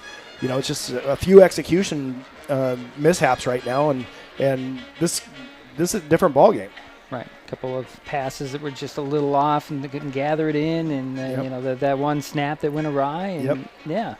The interceptions on both sides. I mean, that's going to happen, right? You got a sophomore quarterback making his first varsity start. I mean, he was playing freshman football last year, and and then they put him under the lights varsity time, and the game's a lot different speed at this level than what he's played before, and so he'll get his decision-making process sped up a little bit, and he'll start delivering some balls. And it's really good to see him stand in there and wait for things to develop downfield as opposed to just bailing, which is a credit to his offensive line. They're keeping people off of him and giving him the time to really survey what's going on and go through his progressions, and once he gets that confidence that that's going to happen and he can start delivering the ball in the windows, he's going to be real good.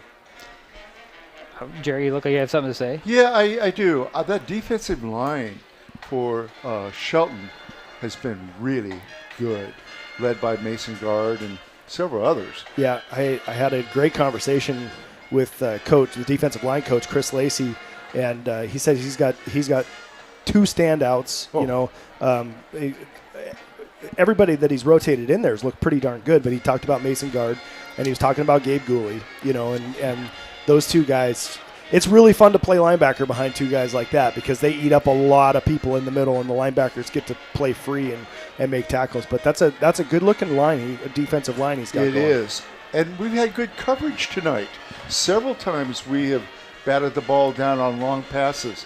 So I've been pleased with the Hardy and a couple others. Yeah, Zane had a nice interception there in that first half, and that was a huge play, and it's too bad we couldn't capitalize on that. But that stuff's going to come. The big plays are fun and they're exciting, and they just have to keep that energy up, and then make sure they take care of the football and stay ahead of the chains. As they come out of those breaks. Punting game, AJ Ware, 43 yards, 47 yards. He has helped us out a lot, and he got that experience from last year. Do you want me to go through some statistics? We'll get to you in a minute, Jerry. Just Keep relax going, right there. Okay. Just relax. We'll get to you in just a minute. Well, I could say a lot of good things about this game. Right. And it's anybody's game. Right. River Ridge has had a couple issues with penalties and having to call a couple timeouts, which they didn't probably need to. Right. And I'm impressed with number one for them. He's got a lot of speed. Right. And I agree with you, Andy. Our quarterback is standing in there. He's not rushing it. He's doing well. Yep, it's a tough spot for a young guy, but he seems to be doing that pretty well. And as he ages and gets more experience, he's going to become a little faster with his feet and be able to escape some of those pressures a little bit better. But it's going to be a competitive second half, and like you said, it's anybody's game at this point. It's just going to boil down to who makes fewer mistakes and who capitalizes on the others. Okay. And Shelton's only had 2 penalties for 10 yards. Yep. That tells you something. Yeah. Yeah, we're going to get into the statistics Okay. in just a moment. Jerry's I know. champing at the bit to give us the stats. Me? I know. We'll be right back with Jerry Apple's stats in just a moment on Mason Web TV, powered by HTC. If you're enjoying this broadcast, please give us a like on your favorite social media. Use the handle @MasonWebTV to find us on Facebook, X, YouTube, Twitch, and Blue Sky Social.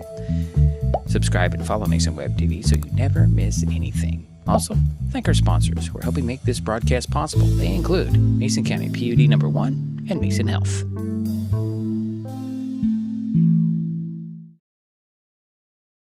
When the time comes for the assistance of real estate professionals, look to the team that has been consistently helping people buy and sell real estate for over 40 years in Mason County.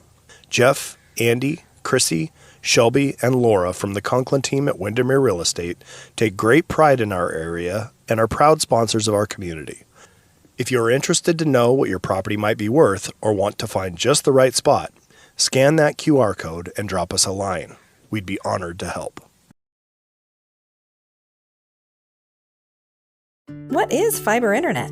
We could bore you with the technical details, or we could tell you it's just internet. Internet that can do whatever you need. Crystal clear video chats with the family, smooth streaming of your favorite shows, uploading a ton of vacation photos in an instant. Even all of the above, all at once. Switch to fiber internet from Hood Canal Communications today and get $25 off your first 4 months of gig speed service. Visit hcc.net or call 360-898-2481.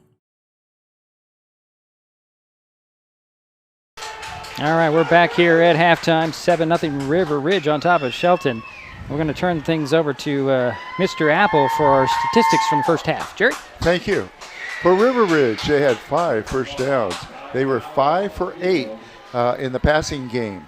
The leading receiver for River Ridge was Kane Anguan, and he caught 2 passes for 32 yards. One of those was a 15-yard touchdown pass. Also, Kane Kopp caught 2 passes for 20 yards. The 5 catches that they made was good for 70 yards. Okay, now in the running game for River Ridge, the leading ball carrier was Caleb Hunkin. He had 2 carries for 14 yards. A total of 14 carries for 59 yards for River Ridge on the ground. A total of 119 yards, 59 plus 70. 1 interception. They had 1 turnover. That was an interception. What hurt them is they had some penalties, 6 penalties for 45 yards. But they did have a couple really nice kickoffs. One was for 57, one was for 59. And they had that block punt. Yep. Right. Now, for Shelton had 4 first downs. They were 6 for 10 in the passing game. Quarterback Ryan Brady, number 12. The big play of the game was number 8, Jaden Gray. He caught 2 passes, 1 for 60 and 1 for 3. Okay. Also, Bennett Henry caught 2 passes for 9 yards. A total of 6 catches for 82 yards. Okay, now for the ground game, we had, this is kind of misleading, very misleading, because there was 17 carries. They only had 4 yards. And you're saying, what? How do you get that number? Well, we had 2 big losses. One for 22, a bad hike, and there was another one, I think, for 12. I'm not sure if that was a bad hike or not. I can't remember on that one, Andy. Or yeah, it was. Was it? Just a bad, so 2 bad hike. hikes. So the leading ball carrier was Vanderpool, number 30. He had 6 carries for 16 yards. He looked pretty good out there. So 2 penalties for 10 yards. A.J. Weir had 2 punts for 43 and 49. And, boy, we could just go through and mention all the people that had sacks. Our defensive line, And you mentioned Henry, the young Henry, had his first sack tonight. I don't know if it was a sack. I think it was just a good couple tackle. of couple Okay. of tackles, yeah. And I know that Hayden Cash had a nice tackle. Mason Guard had a few. Gabe Gooley had a couple tackles. So those are some of the names that I mentioned. And, of course, each team had one turnover.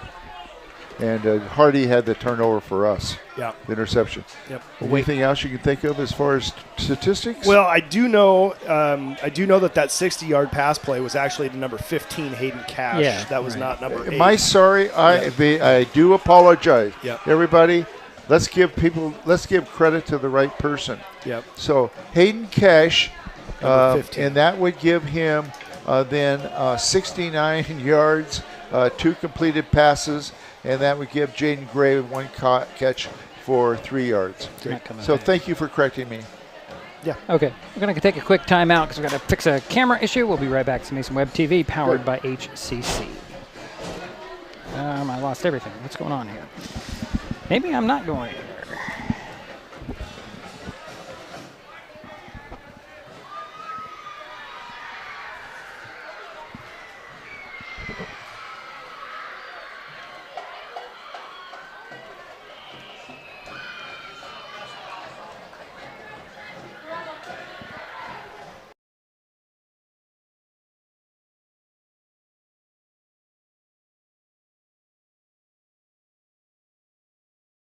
Near a down line, electricity travels through ground, trees, branches, and more.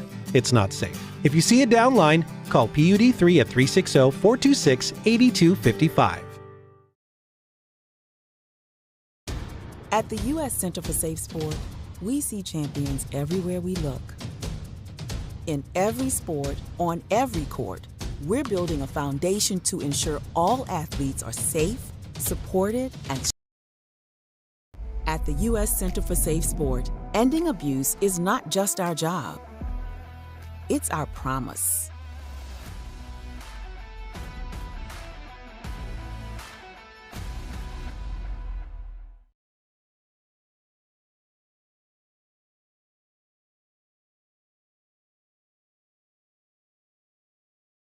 Okay. It's on the board op here to get it right, and he's not getting it right, and that'd be me. Okay, folks, we're back for the second half, and it looks like everything's back, and I had the wrong screen, looking at the wrong screen. Doesn't matter. All right. We're waiting for the, they're going to put 3 minutes. I forgot about the 3 minutes on the clock at halftime. Why do I forget about these things, guys? How do I forget about these things? Because it's been 9 months since you've done it before. Is it? Oh, is that all? Yep. Okay. Let's do this, and let's make a little change here. I'm excited to watch AJ in his kickoff duties here. AJ Weir has been going to all kinds of camps and things in the off season and getting some interest from colleges around the area looking at him at camps and stuff. So he's really working hard to be the best he can be, and it's all you can ask out of a kid. I was impressed last year with him. Yep. It looks like he's just got a stronger leg this year. Yeah, it comes with working out and working on your technique. And I fully expect him to put this ball in the end zone. Yeah, this will be his first kickoff, of course. To talk about the kickoff from River Ridge, they were keeping it right near the goal line. Yeah, they were. And that's difficult to overcome. You don't want it to get in the goal and to be touchback, do you? It depends. It depends on how dangerous the kick returner is, because in high school, as soon as it breaks the plane of the end zone, it's a touchback. It's a touchback, right. They can't return it. So if you've got dangerous kick returners, kicking it out of the back of the end zone is the best way to go about it in a lot of cases, or squibbing that kick. Right. I think most high schools, if they had a kicker that could put it in the end zone every time, they'd let him do it. Yeah. All right. Unless it was, crucial that kick act differently, onside kick, or trying to squib it down the middle and kill clock, or all those different kinds of things that they do. We're waiting for the clock to wind down here. And if it goes out of bounds, where's the ball placed? It's up to the receiving team. They either get to have them re-kick with I think it's a 5-yard penalty, 5-yard penalty and a re-kick, or they can take it at the 35. Thank you for the clarification. Yeah. Whichever's better, right? Whichever they think, I was going to ask you about the concept of just doing an onside kick every time. Yeah, I don't know what the exact math is on recovery of onside kicks, but it's less than 20% by a long ways. It might even be less than 10% that you get them. Okay. And so given if you don't get it, you give the opponent the short field, and that's not a good place to work from. And you're right, Andy. It's 10% in the pros. Yeah. So you think probably a little higher here in high school. Yeah, it might be. I mean, you got people who aren't. Typically, the front guys on the kick return are not the ones noted for their receiving prowess. So they're not the guys with the good hands. They're not. But this looks like a squad that knows how to catch a football up there in front here. Yeah, it's a little different, right? Yeah. Yeah, this extra 3 minutes, I understand the purpose of it, but when both teams are ready to go, why even put it up there? Let's go, right? Yeah, let's go. We've been waiting for 3 minutes. Everybody's chomping at the bit. Yeah. Let's play some football. All right, well, this game started early, so. Yeah. All right, so Weir's going to tee it up, and who is deep? Yeah, let's see if I can see these guys deep here. I think one is going to be Agnon, and the other one might be Nelson. I can't see. I got 26. 26. 26 is Kopp. 26 and 5 is what I have. So that makes sense. Agnon and Kopp are back deep, and I don't know who you want to kick to. I want to kick it out of the back of the end zone. Okay, you want to kick it out of the back of the end zone. Or in that gap there and go get it, right? Yeah. Here's the run up for Weir. He's going to boot it. Going to boot it to the 3-yard line. And here comes Agnon. He'll slide at the 25. Lost his footing. 22-yard return. That was interesting. It looked like it was going to the end zone. It really did. It just kind of came down quick. I think it's a heavy air kept it in. 57-yard kickoff. Yeah, it's like trying to hit home runs in T-Mobile. It's just ball doesn't cooperate. So 1st and 10 for the River Ridge Hawks. They have a 7-0 lead here, starting at their own 25-yard line. Let's see if they have a little more giddy up in their what's the right word I'm looking for? More enthusiasm for playing? I don't know. Urgency is yeah. Well, this I formation has worked pretty good for the Hawks, and that's where they're going to start with. Got a toss coming inside. Yeah, toss, and this is going to be Kopp. Nice cutback. He'll slide his way near the first down marker, making a guy miss. That was a nice little sidestep, I guess you could say. Get the guy going by you. You get that outside defender over pursuing, and that little stick that foot in the ground and get upfield. I mean, we call that going north and south, and that's what they teach every back in the world. Go north and south and get upfield. Gain of 10 on that play. Yeah, I was just going to say that first down there. You give him the first down at the 35. Yep, 6 first down. Oh, we don't like to see this as a guy coming out limping. Mason guard. I don't like to see that. No, we don't like to see that. I don't like to see that. He'll be okay. He'll put some tape on it. Rub some dirt on it, right? Yep. Okay. They got a great trainer down there. They do. They do. Gable Lacey takes really good care of those guys. He doesn't rub dirt on it. No, he does not. So 1st and 10 from the 35 for the Hawks. Then we'll go out of the shotgun this time. 2 receivers on each side. Kopp the back beside him. There's a snap, back to pass. Going to dump it off to Kopp. And he's going to sprint up to the 40, cut back at the 42, and then drop there. It's a good 7-yard pickup. Yep. And it's 2nd down and 3. Seems like this is their bread and butter here. Just dump it off for a screen pass. Let the guy do it in space. Yeah, it's those outside defenders are flying out of there, leaving that flat open, and that is pretty easy pickings for a quarterback and a running back. Silas Hoff just came in as outside linebacker on the far side. He's 87. Up to the line of scrimmage. We approach 10 minutes to go. 3rd quarter, 7-0 River Ridge with the lead in the ball out of the gun. Handed off. Hunkin breaks one tackle in the backfield, slips out of a couple more, and he gets a first down up at midfield. Number 1. Yep. Good job of avoiding the tackle there. Yeah, another first down. That's the 8th first down for River Ridge. They're going to mark him a little bit short of the 50 at the 48. Okay. So he didn't quite get the midfield marker. But he did get out of bounds, stop the clock at 10:01 to go in the third. You said 101, and I did said 101, and I was going, going, wait a minute, there's an extra 0 in there, and I corrected myself. So 1st and 10 at the 48 for the Hawks. Under center will go Ung. He has a receiver on each side in an I formation. Man in motion. That's Nunez. Little pitch this time, and almost blown up right there, and then blown up. A couple of high climbers busted in there. Who is that guy? It was number 4. That was Alberto Manzo with the initial contact, and then number 86 came in and made that final play, and that was a good job by 4. He had to slowed to him right down. his ship. He had him right there. Yeah, he came off, and then he got back in that play really well, and then 86 was there to clean it up. Good. So we've got Robbie Rice marked as 86. Is that right? I think that's probably true. Okay. Well, the Hawks are very confused right now, it looks like, because they huddled up on the far hash mark just on their side of the line of scrimmage, and then they had to come find the ball. So 2nd and 16, ball at the 42-yard line. Back judge has his hand up. And they did not get it off. That was disastrous from the huddle. Yep. Got to tell you.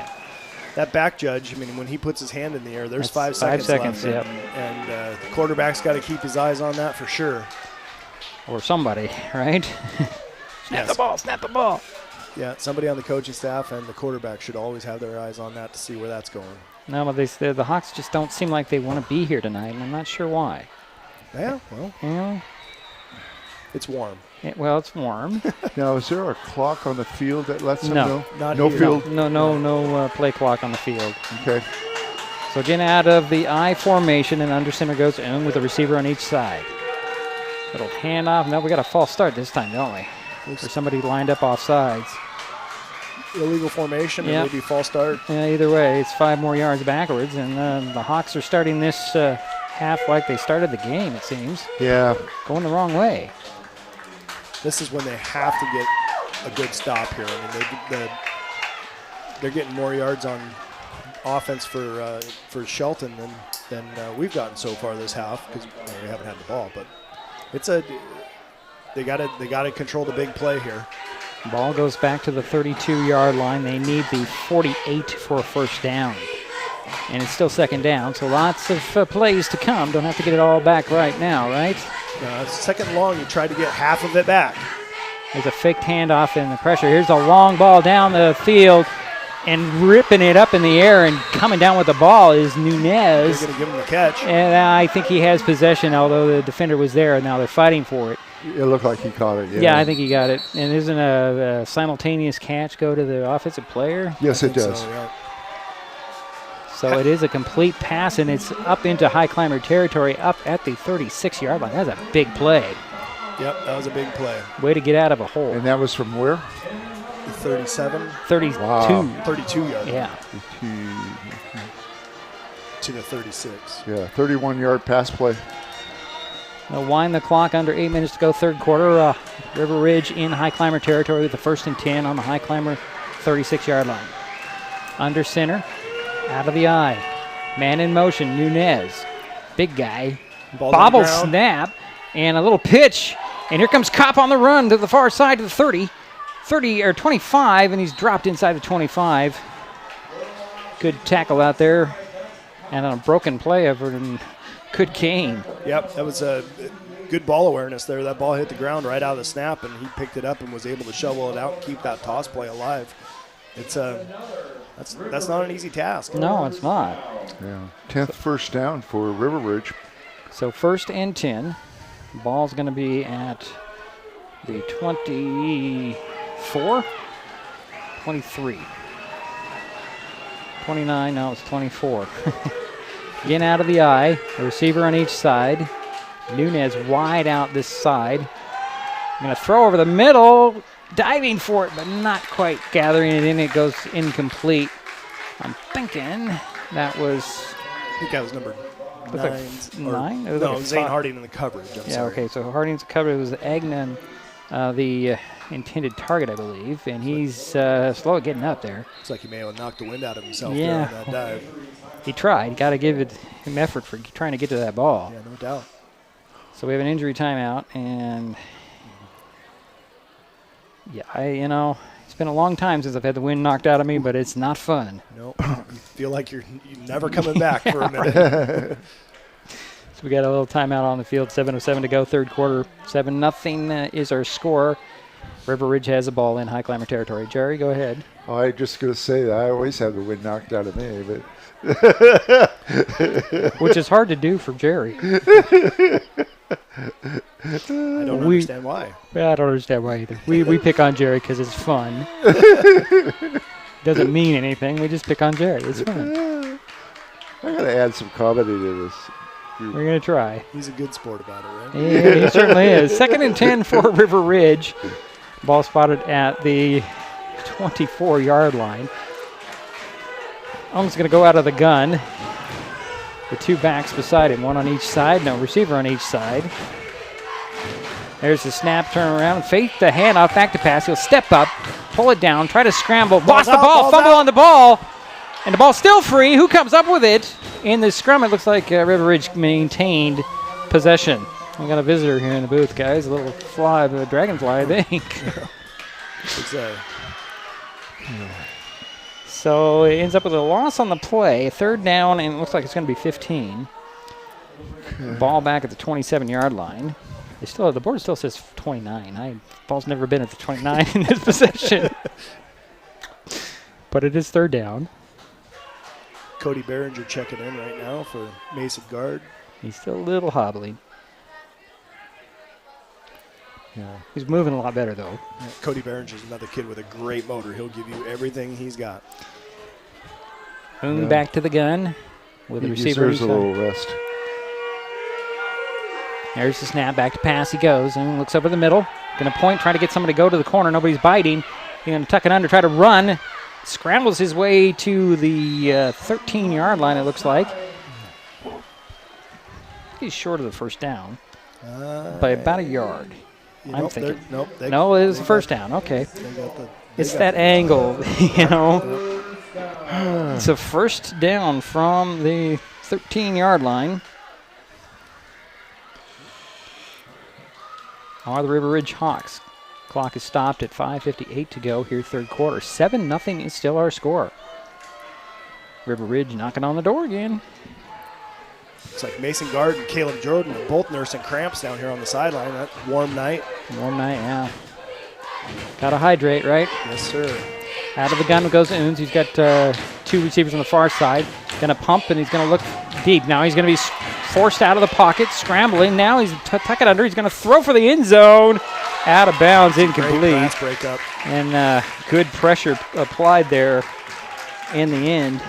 Did he throw it or run it? He threw it. It was way out of bounds. Fletcher Henry was coming. Thank you. Fletcher Henry on a great pass breakup right there. Yeah, good pursuit by our defensive line. Yeah, Quinn McKinnon, one of those guys. Yep. So that means it's 2nd down and 10 from the 13-yard line. Yeah, I say 13. Some people say 14. It's right smack dab in the middle of them. Clock did not move on that play. They didn't start the clock on that last play, so called a free play. 5:58 to go here in the 3rd. Little pitch this time. Going around trying to cut it up the gut there. Still on his feet trying to get guys off of him. I think that was... Number 11? Was it number? No, it's 21. 21? On the carry. And that, okay. No, that's Durham. Okay. 21. That's Trip Durham. Took a couple of climbers for a trip. I know, sorry, that was really bad. 3rd and short here. Andy's just trying to ignore my joke. It took me a second to register. It was a good one, Dieter. It was bad. I'm sorry. Yeah. So the clock is running, and it's going to be 3rd and 4. Yeah, it's going to be less than that, isn't it? Looks like 3rd and 3, maybe. Okay, well, the ball's spotted at the 6-yard line, it looks like. Out of the gun will go Oon. He's got a receiver on each side and a back on each side. A low snap handed off to number 1. Nowhere to run. for Hunkin. Ball's And out, ball out. comes out. High Climbers fall on it. Zane Hardy with the recovery. Is that right? That is correct. Okay. I'm getting it. That is I'm correct. getting it. And there's a second turnover for the Hawks in the ball game. That's just somebody trying to do too much and losing the handle, isn't it? Did you see who got the recovery? Number 9. Number 9, Zane Hardy. Number 9. Yep. High Climbers take That's over. his second turnover he caught. He's all over the field. Yeah. They'll spot the ball at the 11-yard line. 1st and 10 for Shelton. We got nice job, James Hardy.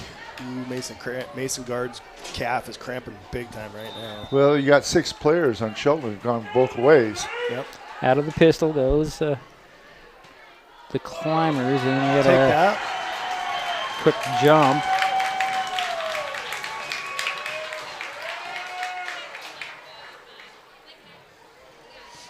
So a little encroachment there, and an easy 5 for the Climbers.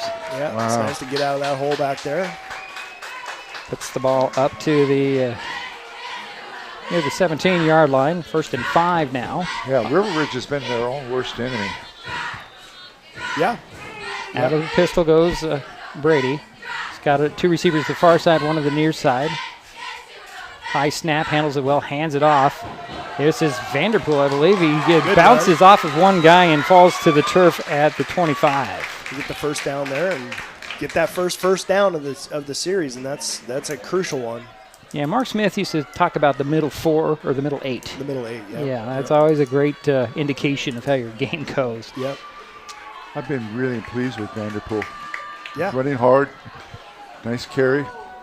Yep. The middle 8 is the 4 minutes before and the 4 minutes after halftime, right. and a lot happens in that time frame. So again, out of the pistol with 2 receivers to the far side, 1 to the near side. Vanderpool the back behind Brady. He'll get the handoff. Hesitate enough to find a hole, and then almost broke through, but comes up just shy of the first down marker at the 34. Yeah, ran into his blocker there, but it was a good play. Hey, Gain of about 8 on the play. 8, 9? 9, Joe. 9. Okay. Second short's a play caller's dream, right? You got right. I was every tool in your quiver right here. Just going to talk about Vanderpool and the way he would just patiently waited for that hole. Yep. And then hit it. Slow 2 and quick through. Yeah. Under 4 minutes to go here, 3rd quarter. High Climbers with a 2nd and short. Bobbled snap again. Brady picks it up and drives forward. I think he got the first down. Yeah. Just bounced right back into his hands. Should be enough for the first down, I'm thinking. Yes, it is. 1st and 10 at the 35 for the High Climbers. And that's a 6th first down for the High Climbers. I see the confusion for the clock operator. He's not watching the guy in the white hat. Yeah. Your sole reason is to watch the guys on the field in the stripes, right? Yep. 3.5 minutes to go, 3rd quarter. 1st and 10 from the 35.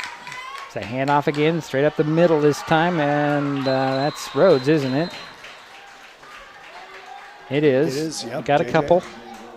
JJ ran tough. Gain of about 2 on the play. Yeah, 2nd and 8 coming. Dalton Kilbaki subbed in for Mason Guard there. It's nice to see him alternating running backs too a little bit. Yeah. That's such a tough job. You gotta have a couple of horses back there. You do. Troy Green's a fullback this time. There's a little mix-up there, and Brady's going to tuck it under and run as Rhodes went to the wrong side of the play there. But he made the most of that mix-up. He certainly did. He gets 5 out of it. Yep, his internal clock went off. He said, "Oh, I got to go." Well, Rhodes might have said, "Go, go, go." Yeah. Because he was on the other side of him. Approaching 2:20 to go here, 3rd quarter. High Climbers have a 3rd down and 4. Got to pick this first down up. From the 41. Out of the gun, hand off to Rhodes. Rhodes blows by one guy, stretches out, comes really close to the first down marker, but I think he's going to be 2 yards short. This will be 4th down and short. With your momentum at this point, wouldn't you go for it? Looks like they're doing that. Okay. It's you really need a first down. I mean, you got to keep that ball out of their hands right now. And And We're under 2 minutes to go, third quarter. this is how bad do you want it time? This is Fourth Big and play. 2. Out of the pistol, hand off to Rhodes. Hesitates, tries to get by the pack, can't break the tackle, came up short, and that's over on downs. Wow. all right. Well, you can second guess what they do every time all day long, but has to be executed, right? Yep. There's nothing about that I didn't like. I mean, Right. they're saying they're here to play football, not just punt and get down the road. But Right. you know, it's tough. It's tough getting a couple yards sometimes, and nobody feels worse about that than J.J. Rhodes. Especially when you know where it's going to, who's getting it and where it's going to go. Yeah. So it's 1st and 10 for River Ridge, taking over on downs on the Highclimber 43-yard line. Out of the gun, we're going in. Late substitution. Yeah, guy coming in, number 5. That's wrong sheet. That's Agnew, and then we're going to get a flag on the River Ridge.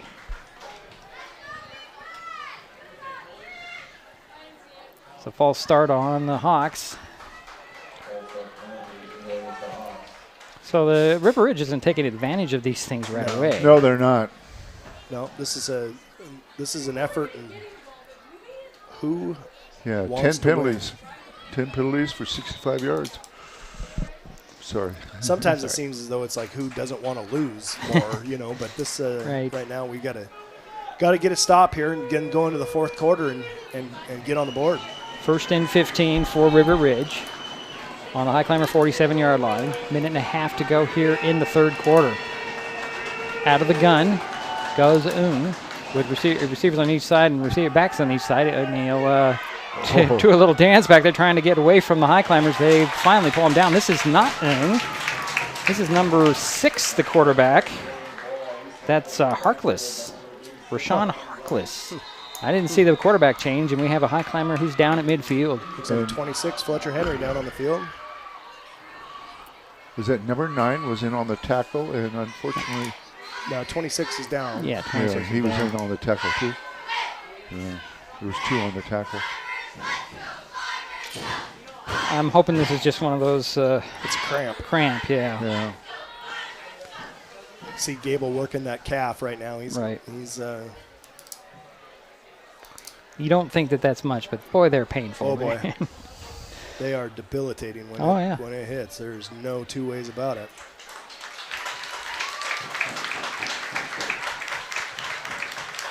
Just got to stretch it out and hydrate, right? Yeah, and unfortunately, I mean, hydrating for a game day starts on Tuesday. That's right. You know, it's this. You know, it's a lot. I mean, there's a lot of energy that these guys put out every night, and when it's warm and you're not used to it, you know, you gotta. And I'm sure the coaches work very hard on trying to get them to drink a lot of water. And oh yeah, yeah. Is there anything else that they drink? A Gatorade? I mean, electrolyte replacement, right? I mean, they're during the game they're probably just drinking water, you know. Yeah, but they're all week long they should be doing different things for nutrition and okay, makes sense. And yep. 2nd and 15 from the 48 are the Hawks, and there's a faked handoff and a swing pass. Read well by the Highclimbers and a minimal gain there. Yep. On the reception was number 23, and that's Tuck Nelson. Gets up to the 44-yard line with under a minute to go here, third quarter. Yeah, this is a big play. You keep saying that. You keep saying it's a big play, but every one of them in a close game is important. You know, it's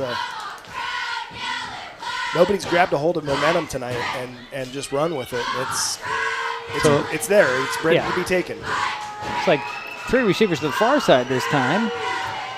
1 to the near side, 1 back beside the QB. Harkless back to pass, sets his feet. The Highclimbers came after him and got him. Sacked in on the River Ridge side of the 50 at the, we're going to get the 48-yard line. There's Quinn McKinnon on the side. Yeah, I was just going to say that. Yep. Assisted by 79. Yep.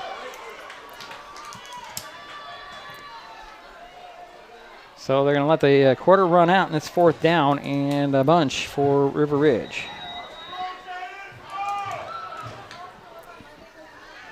Well, here we go. So we're going to head to the final period of play. We'll be right back. It's Mason Web TV, powered by HCC. Neighbors help each other. It's how community works, and it's how we do business at Hood Canal Communications. We know you count on us for value-priced internet, TV, and phone service, backed by friendly local support. Your hard-earned dollars stay right here as we invest in our community, our people, and smart technology. Hood Canal Communications, keeping our community connected while being a good neighbor. When the time comes for the assistance of real estate professionals, look to the team that has been consistently helping people buy and sell real estate for over 40 years in Mason County. Jeff, Andy, Chrissy, Shelby, and Laura from the Conklin team at Windermere Real Estate take great pride in our area and are proud sponsors of our community. If you are interested to know what your property might be worth or want to find just the right spot, scan that QR code and drop us a line. We'd be honored to help.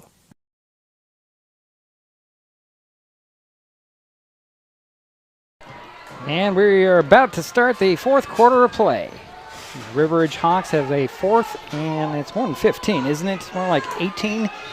Yeah, it's probably. It looks like 20. I would say 20 yards. 20 yards. They're going to punt. And I don't give that to a player. I give that to the team, the loss. Here's the boot on the snap, and a fair catch called for, but they'll just run away from it. And it'll be down inside the 30 at the 28-yard line. Alberto Manzo had the right idea. He turned around and just took off the other way. And that was only a 23-yard punt. Yeah, I don't know if somebody got a piece of that one or not, but it came out pretty funny. Yeah. Off the foot. So Highclimbers, okay field position, I'd say. Yeah, it's a great place to start. Start with the 1st and 10 on their own 28-yard line. See if they can grab that momentum heading into the 4th here. Yep. Yeah. Got to get that first down here for sure. It's crucial.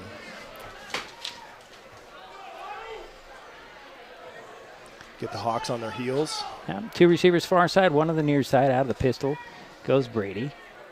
McKinnon the back beside him. Little faked handoff in the rollout. Throws over and off the hands. Just a little too much mustard on that pass, I think. Just a little bit McKinnon. too much, yep. Incomplete, it falls. Good hard hit there at the end. McKinnon wanted a flag, but that was a good football play. Right. I like the play, though. Yeah, that bootleg to the flat is a good one, especially when you've been having some success running the ball. Yes. All right, well, we lost the clock, folks, so I can't get that back up just yet. So 2nd down and 10. There's the snap and handoff. And it's Vanderpool tripping over guys and stays on his feet, breaking tackles, pushing guys away, driving to the sidelines near the 46-yard line. That was a good run. That was a heck of a run. It's nice to see a guy get through that initial contact and keep his feet moving and get down the field. They're playing with some heart right now, and it's kind of fun. What about 15 yards? We'll try to. Yep. The 28 to the 35. Okay. 45, excuse me. So we have a 1st and 10 at the 45. Again, out of the pistol with 2 by 1. Turn around and hand it off. Here's Vanderpool. No, oh my goodness, that should be an incomplete pass. But they're going to say it's a fumble at this point. And picked up by the Highclimbers. Rhodes tried to make something out of it. That looked like he was throwing it forward. I would think that's an incomplete pass. Yeah, it's tough because he got hit from the back. Behind, and it's hard to know if the hit made his arm come forward or if he was going. It looked like he was getting ready to deliver the ball, but, they're fortunate that Rhodes picked it up. was there to pick it up. And ends up with a 1-yard loss, maybe a 2-yard loss. Yeah. Back at the 44, 2nd down and 11. Staying with the pistol, 1-step drop. Stands in there. He's going to move a little bit, look for some running room and a little tuck it under, and he can't get the corner, and a flag comes flying in. It's going to be a holdout here. Yeah, Brady goes down, another loss. So what do you do? Take the penalty or you take the play? That's a... Yeah, I'd that's probably a hard take one. the penalty. Go back 10 yards or just take a 3rd down and 11. third down 11's really good, but then the punt's going to put you deep, you know. But I guess the clock, you got the score and the clock in your favor, so looks like they're going to put it back. Put it back, so it stays second down. Makes it 22, doesn't it? Yep. Ball will be back at the 29-yard line. So 10, 12-yard loss. It's a 10-yard. 10-yard 15? penalty. 10-yard penalty. Okay, thanks. Yeah. Second down.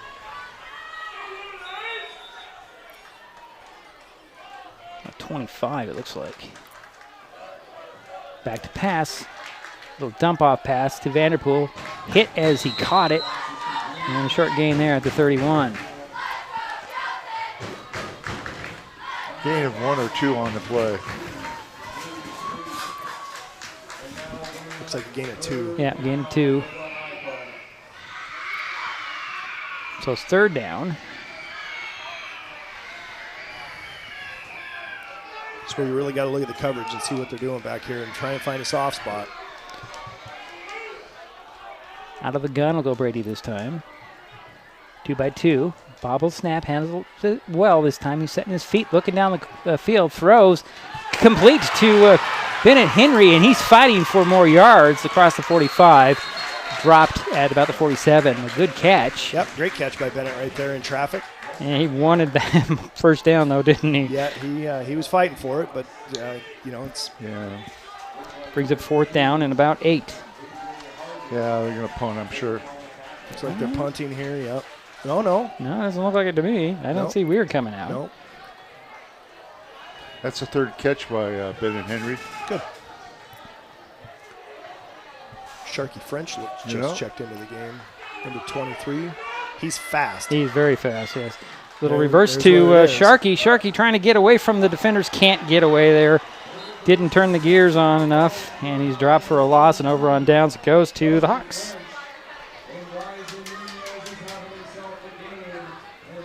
So they're going to spot the ball at the 38-yard line. The Highclimbers are just giving the Hawks these short fields, and the Hawks have not capitalized on it so far in this second half. Yeah, they need a 3-and-out here, and Highclimbers have struggled to get any kind of forward progress with the ball, but they've got to. They're running out of time right now. Yeah, 8:52 to go in the ball game. Still 7-0 River Ridge, and the Hawks get the ball back on the short field from the 38 of the Highclimbers. Looks like Harkness is still in there at QB. He'll go out of the gun. The receiver on each side and back on each side. There's the snap, and then Harkness has nowhere to go. He's trying to run. He's got some speed. He gets around the corner, and he's run out of bounds by the Highclimbers. That's Silas Hoff chasing him down. After the gain of 3, 4? Looks like 4. 4 to the 34, so yeah, 4 yards. So it's going to be 2nd and 6. And I would think you keep it on the ground if you're the River Ridge. Oh, yeah, you just want to chew the clock here. Chew the clock. Stay in bounds if you can. Clock is stopped at 8:44. Yeah, so far, Vanderpool has had a fairly good game, especially here in the second half. Picking up 50 yards so far. Harkness out of the gun. Going to send 2 receivers to the far side. They're going to overload the far side with 3 receivers. Back in the backfield. There's the snap, a little high. Pulls it down. Harkness will pull it down into a crowd. And down he goes with a sack. Big play there. Yep.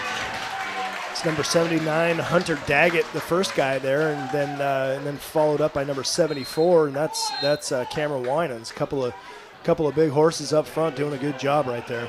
And a timeout called by River Ridge. That's an interesting timeout. With 8:28 remaining here in the ball game. And they have a third down and it's going to be like 12? 12 probably. Yeah, 12, 13, depending on where they're going to spot it. They spotted the 41. Trying to see where they need to get up to. They need to get up to the 28? Yep. Yeah. Okay. Just trying to make it sure this chain gang's a little lazy. They're just kind of, we don't need to put our stuff down right now. They're not playing, right? Well, it's hard for us. Yeah. First time out for River Ridge this half. Yeah. It's an interesting use of that timeout. We just wanted to get everybody on the same page and calm them down and get them back together. I don't really know. We're not in that huddle over there. Nope. But I'm sure the message from the high climber huddle is just keep doing what you're doing, right? Wreck the decision maker. That's a defense's job, right? Get to that quarterback and make him to make decisions sooner than he wants to, and that'll be good for your defense. So 8:28 to go here in the ball game. 3rd down, 13 for the Hawks. Harkness out of the gun, 3 receivers on the far side, and a back beside him. And now what? Oh, they're telling the quarterback to put his mouthpiece in. Okay. So high snap, Harkness back to pass. Sets his feet, looks downfield. Now he's going to scramble. He's waving guys down the field. He throws it long, and it's incomplete. Incomplete, or is it caught? It's incomplete. Okay.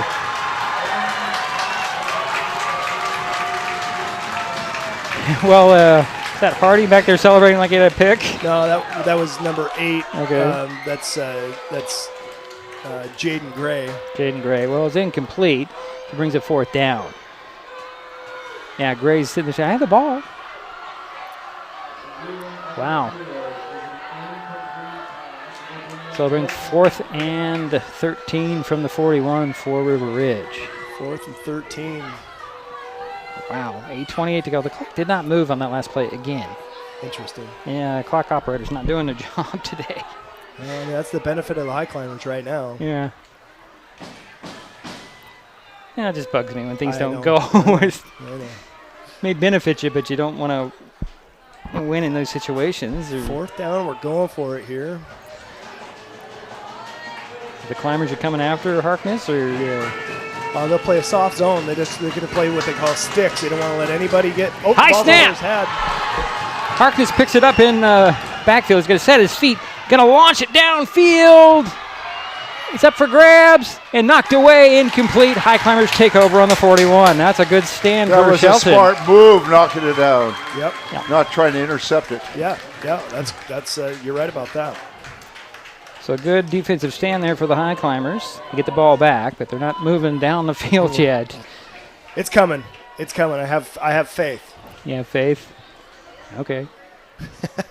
I believe you. I mean, it's been a lot more fun than I expected today, to be honest. Yeah. You look back to what happened last year, and this is a way better position for the high climbers at this point in the game.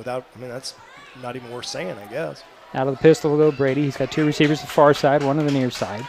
Late guy coming in. Handoff. Goes to Vanderpool. Big hole. He just got tripped up at midfield. If that guy didn't grab his ankle, he's gone. Yep.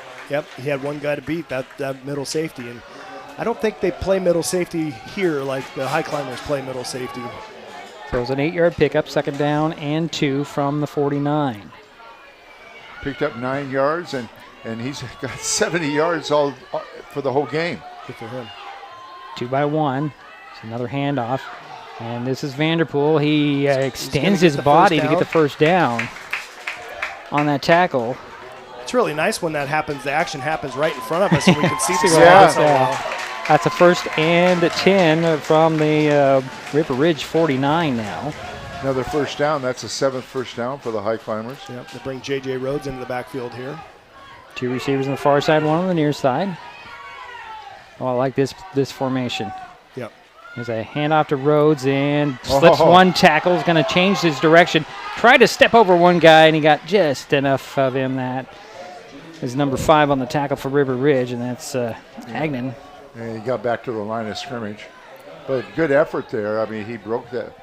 Yeah, that initial first tackle. Yep. Right. That initial tackle, getting out of that was great. But then they had that outside backer flashing up in the out there. And I think we have an official timeout here.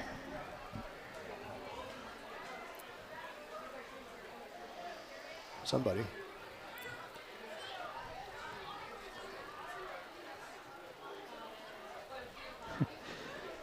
These situations, from up here, we wonder what's going on. Yeah. Trainer came out to look at Mason Guard again. Yeah. I don't know if he's cramping or. I mean, he has been all night, or not all night, but all this half. Yeah. So 2nd and 10 from the 49. Out of the shotgun this time goes Brady.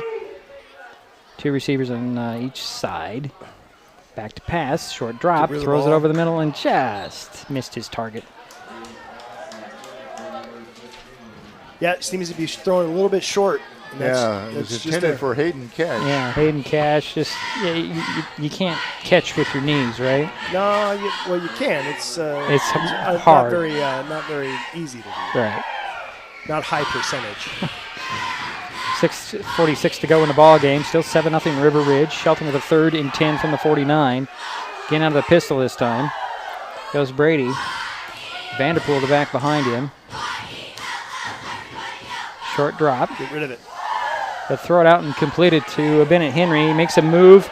Still on his feet to the 45. Trying to find that first down marker. Ball came out at the end. I think his knee was on the ground before that. River Ridge says they got the ball, but the guys in stripes are going to talk it over. I think you're right, Jerry. He's down. Yeah, I think he was down. I think he was down. They're saying he was down. I hope he's okay. He's got a cramp. He's got a cramp. And it'll be 4th and short for the Highclimbers. You just hate to see him help him get off the ground, but, we know. We've talked about it. He's putting weight on it now. So. Well, it's if it's cramping, and it always seems to happen in the first game. Yep. Especially when it's warm. Highclimbers are going to go for it here with a 4th and 2 from the 41.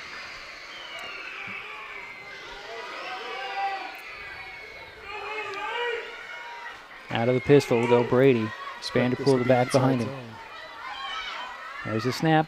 Hands it off to Vanderpool. Big hole up the middle. He got the first down, and then he got his pant leg tugged on, and down he goes. And Vanderpool slow to get up here. Gain of about 4 on the play. I'm saying. And spot the ball at the 37. Yeah, you're right, Jerry.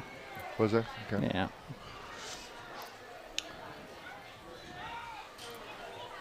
Yeah, this doesn't look like it's a cramp, though, for Vanderpool. Hard to say. It is hard to say, but... I think everything's a cramp right now. It's just... Well, he had his leg tugged on that tackle, so you never know what was going on at the end there. Yep. Well, you brought out a good point, Andy, earlier about being dehydrated the whole week. Yeah. Yeah, you can't worry about it in the 4th quarter. This is you got to be working that way with that. Yeah. He was in the neutral zone. So a quick 5 yards as we're closing in on 6 minutes here in the ball game. Let's toss the towel around here, guys. Yeah. Well, I can remember when I played, we never concentrated on water. We tried to go without water. Really? Right. Different era, Jerry. Huh? Different era. I know it. Little handoff this time. This is Green trying to find some running room around the outside. That is Green, right? Alberto Manzo. Oh, that's Manzo, right? Okay. Didn't he have 4? Didn't Green have 4 at one point in time? I think Green was 4 last year. Green on that one? Yeah. No, Manzo. Green's number 6 this year. Right, yeah. So I don't think he got anything on that run. May have lost one. Did we? Okay. It's close. Well, it's 2nd down. Ball at the 33-yard line. Out of the gun will go Brady this time. Back to pass. Got to avoid one guy. Makes him miss. He's going to tuck it under. He's going to run. Going to be undercut just shy of the first down marker, I believe. Oh, I think he's got it. He's got it? He's right at it. See where they spot the ball. Boy, he's showing a lot of poise. Just short, just about a yard. Yeah, that was a good decision. So 3rd and 1 for the Highclimbers. Clock is stopped at 5:03 to go in the ball game. Highclimbers driving here in River Ridge territory. Clock is running now. Out of the pistol will go Brady. Man in motion. That's is that Cash in motion there? Hayden Cash. Hayden Cash. You can call it motion or misalignment. Right. Little RPO, but it's Rhodes dancing his way for the first down. Yeah. Just kind of hopping and dancing, finding the first down marker and a lot more. That's First and 10. That's what those everyday drills where you're hopping around through the bags. That's why they do that, so you can be nimble and agile and avoid contact. And that's a 9th first down for the Highclimbers. I think it was a gain of about 9 on the play. Yeah, maybe. It's a first down either way. First down, Jerry. That's all we care about. That's all we care about. That's true. The ball's at the 19-yard line. First and 10. And then another little jump by the defense. Ryan must be doing a good job with his count and his cadence tonight and keeping him off balance a little bit. You know, it's easy for a young quarterback especially to get in a rhythm of going on one or on the same count over and over and over. And when you can switch it up and use that as a weapon, it's clearly working. Yeah, it's very valuable. Yeah, so first and 5 now. Ball up to the are we at the 14-yard line? Yep, 14. So hard for me to tell with this I don't know what you call it, a beam in the way here. Another timeout? Somebody called timeout. Well, it must have been River Ridge. The Highclimbers still have their 3 timeouts on the board. Yeah, River Ridge is down to 1. Yeah. Yep, they are. 4.5 minutes to go in the ball game. They lead by 7, but they don't have the ball. And here's the Highclimbers in the red zone with a first and 5. Well, Andy, I like your confidence. I know that Shelton is making a good run at it this time, and you were saying that's going to happen. Yeah, it's I don't really know any other way. You know, I'm going to correct myself. It was a Highclimber timeout. Oh, it was. Oh, okay. Yeah, it was a Highclimber timeout. Yep. Okay. So River Ridge has 1, and Shelton has 2. Okay. 2. Let's see. Just looking at the board, Jerry. Oh, yeah, because I can't see the board. You can't see the board. But I appreciate your comment. Thank you. It's just, when you're in this seat here, you got to use everything to your disposal to make something happen. I'll stand up. So out of the pistol again goes Brady. He's got 2 receivers on the near side, 1 on the far side. Rhodes is the back behind him. Another little broken play there, and Rhodes is going to tuck it under, have to run. And he'll be still on his feet. They're going to say forward progress stopped at the line of scrimmage. Although he was on his feet. Yeah, that's a quick whistle. May have gone down, put that knee, just touched the turf, and nice little scramble by Ryan right there after the broken play. It's the second time we've seen that miscommunication where, going left to right, and somebody's not quite getting that. That's something they'll probably work on here next week. Yeah. Fletcher Henry checks into the backfield there. Well, this is a little different. A handoff and diving forward. I didn't see who the ball carrier was. Ball carrier was 26. Fletcher 26. Henry. Okay, that's what I thought. Yeah. So I saw it was a 2. Yeah, it's 3rd and 4. 3rd and 3, maybe. I don't think we're going to spot that ball. Just similar to what they used to call a hammer. Yeah, this isn't a hammer formation. They split out wide and got 2 backs. Now they do, but the previous play. Yeah, I mean, the hammer was its own unique little it single wing. Certainly was. It was a single wing formation that was the kids got excited about. This is shotgun for Brady. He's got 2 receivers near side, and 1 on the far side, and 2 backs. Back to pass he goes. Oh, looking for a flag on that one. A throw, and it's complete, and that's McKinnon with the catch. McKinnon with the catch, and that's enough for a first down, it looks like. I think the Highclimbers got away with something. I saw somebody tugging at a jersey there. No flag came out. We can use a break or 2. No, I saw somebody with an arm out and a jersey stretched. Yeah. You let it go pretty quick, so maybe you just didn't see it. Where's the ball going at? They're going to spot the ball where? Nope, they did get him on the flag. Oh, they did? Yeah, marching back 10. Oh. Yeah. It's too bad. That was a good momentum shifter right there. Yes, it was. But it's if I can see it from way up here, it's pretty blatant. Yeah. So that last play went for 9. So that'll make it 3rd down and 15. That one, or 13 actually. Bad snap again, and Brady tries to pick it up, and he gets knocked down. And ball all the way back here at the 42. Wow.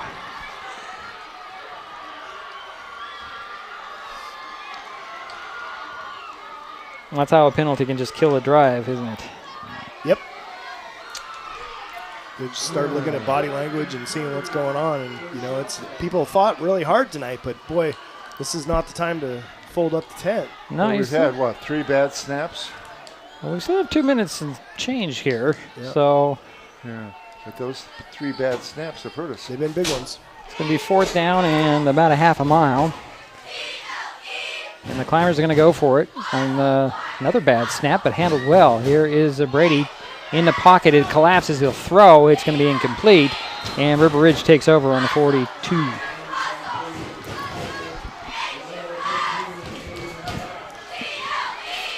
That's too bad. So 2 minutes remain here in the ball game, and River Ridge is going to take over with a 7-point lead. 1st and 10 on their own 42-yard line. So wouldn't you just run this as much as possible, or run the clock down? Yeah. You got to get a first down. If you get a first down, it's over here. But they shouldn't be trying to get to the sideline, or they shouldn't be trying to throw the ball at all. This is 2-minute drill. Right. 2-minute kill drill right here. So. Literally 2 minutes. Right. So 1st and 10 for River Ridge at the 42-yard line, their own 42. Harkness looks like it's going to go under center and out of the eye, and we have a timeout by the Hawks, and that should be it for them as for timeouts. That's an interesting place to call a timeout, don't you think? Yeah, coming out of a possession change like that. Yeah. I mean, I don't know what there is to talk about. You had I formation and a pretty standard 3-3 defense there. Right. So, well, they've been very successful with the I formation tonight, and may not have gotten big chunks of yardage, but it has worked well for them. Yeah, it's been the time of possession to be really interesting to see. It's got to be really one-sided. One-sided. Yeah. Right? I mean, they've moved the chains a lot tonight. So River Ridge breaks the huddle from their coach, and they'll head up to the line of scrimmage. Here come the Highclimbers.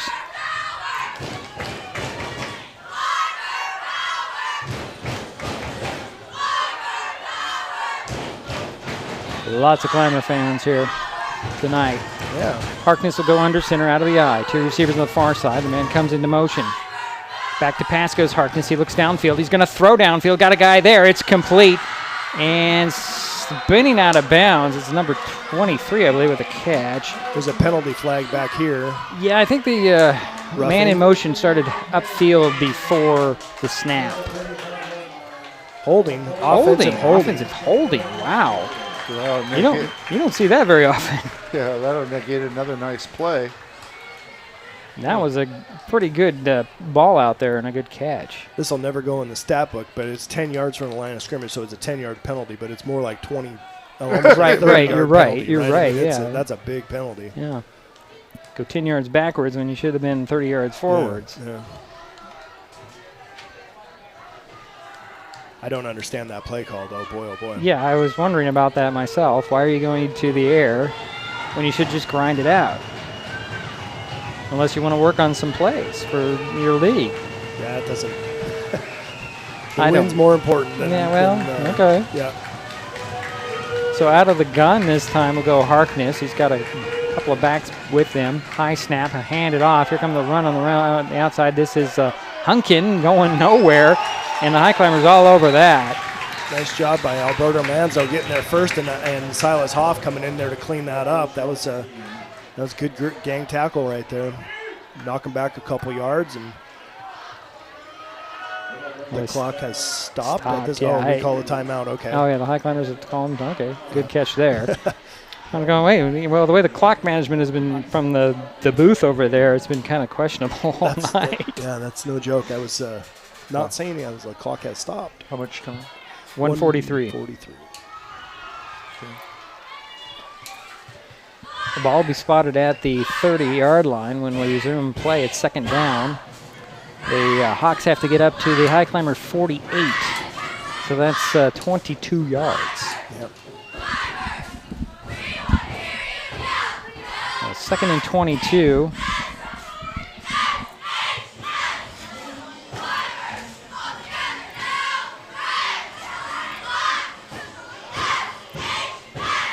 This is another time where that screenplay is really can be really effective. You got people protecting deep, you know. Right. I was saying earlier that they call it sometimes in these situations they'll call it a sticks defense where they don't want to let anybody get behind the yard to gain, right? But the line to gain, but you gotta be very aware of that screen pass right now because.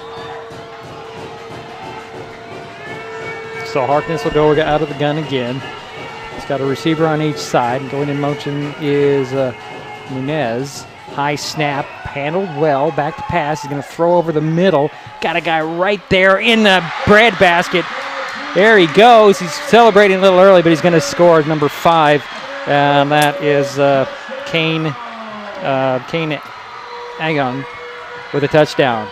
That'll be a 70-yard touchdown pass. And Coach wants a penalty for the celebration before the end zone. Not going to get it. And that was number 5? Number 5. That makes it 13-0 with 1:32 remaining. And that's pretty much the dagger. Yeah. Unfortunate. And that's why they run those pass plays, obviously. There's a little bit of a breakdown that they notice in the Highclimber secondary. Yep. Guys been getting behind them all night. And they're fast. They're just fast. Yep, they made them pay. Here's the point after attempt.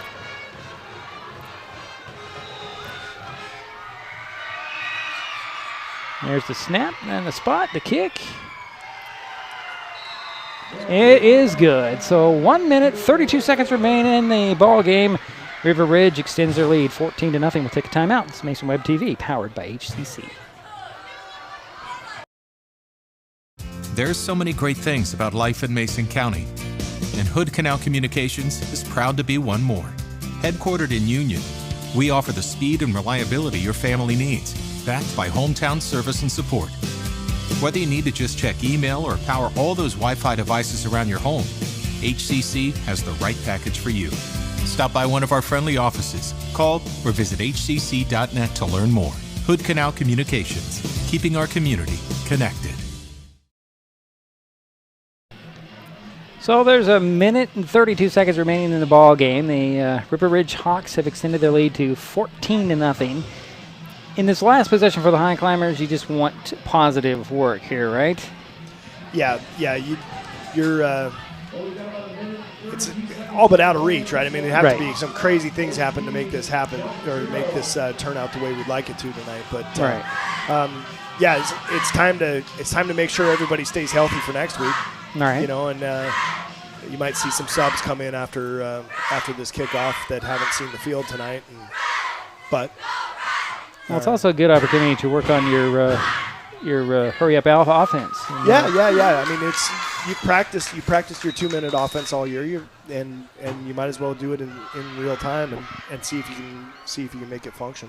And here's the run up on the kickoff. It's going to be a high end over end kick. It's like Sharky French back there. Sharky picked it up off the bounce at the 5, and he's tripped up crossing the 15. Yeah, I'd like to see Sharky just go. Yeah. I've heard him. I haven't really seen that he goes. Yeah, he's fast. He grew up playing baseball on a team with my family members, and he showed up one summer and was all of a sudden running the bases at a 45-degree angle. Seriously? He's fast. Well, the Highclimbers have 1:27 to work. I'm going to start out on their own, what is that? It's like the 12-yard line? 17. 17? Yep. I can't tell. Yeah, 17-yard line. This is pistol again. And a receiver on each side. 2 on the far side, excuse me. And low snap. Back to pass goes Brady. Settles in, throws long. And it's almost intercepted. Just couldn't haul it in there. Intended for Preston Dahm. Number 24. Do I have a 24 on this list? I do. Yeah. Preston Dahm. Good defense there. Yeah. Yep. Number 19, it looks like, had the piece on that. And I do not see a 19. Oh, there he is, Xavier Street. Yeah. So it'll be 2nd down and 10 from the 17-yard line for the Highclimbers. Brady back to pass again. Throws over the middle. It's complete this time as that Bennett Henry fights and breaks some tackles, crosses the 30 to 32-yard line. He's not an easy guy to bring down, is he? No, he's pretty strong. he's a pretty strong kid. He doesn't like to go on that turf at all. So we'll spot it at the 33-yard line at the 1st and 10 for the Highclimbers. 1:10 to go. Gain of about 16 on that one. That was the 5th catch for Henry. Great. Brady will go out of the gun this 37 time. yards. Back to pass. It throws over the far side. Rhodes comes up with a nice little slant and had a collision right when he caught it. Good, strong hands there for JJ. And just shy of the first down, it looks like, in a timeout. Highclimbers taking a timeout here. That should be it for them on the timeouts. Oh, well, no, he didn't have to take a timeout there, as they did give him the first down at the 43. Yep. So they should have just still had that one timeout left, but it doesn't look like it.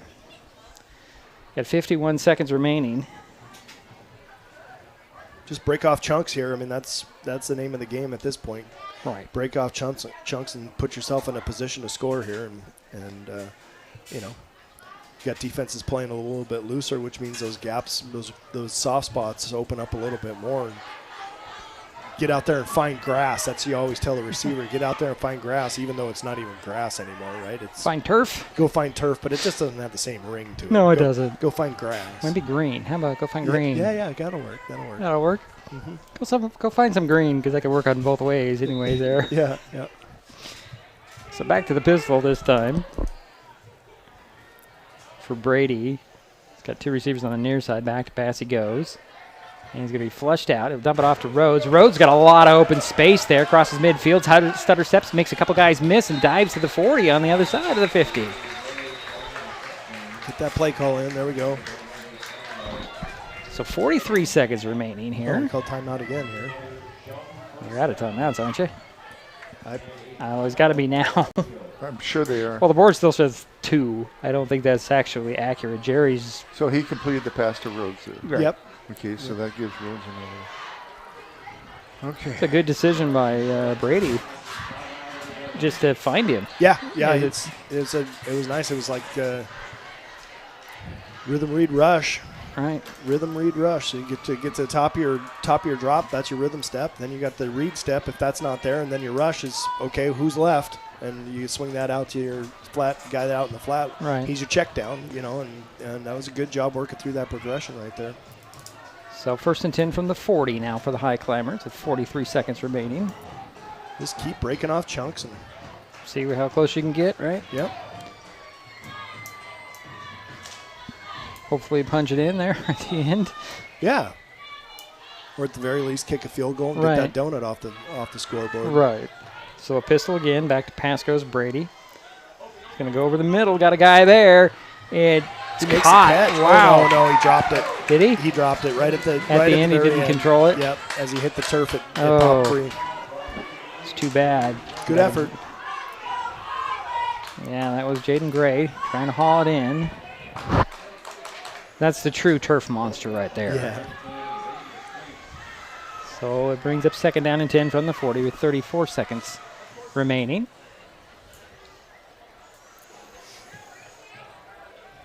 See a steady diet of that probably. So again out of the pistol.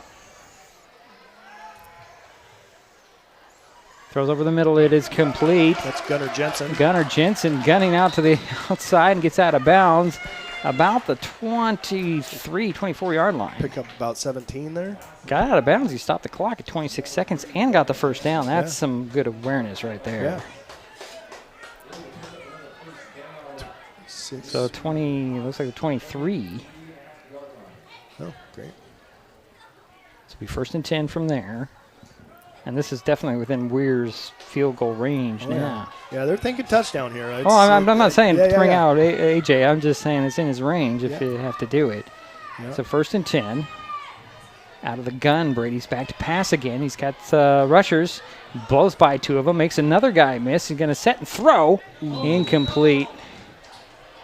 Was he past the line of scrimmage? I don't think he was. He was outside the tackle box, but there's no receiver in the area. Yeah, but he might have been over that line.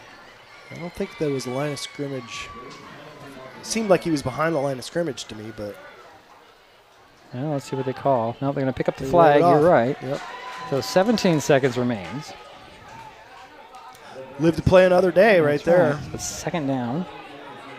And 10 from the 23 for the Highclimbers. Going.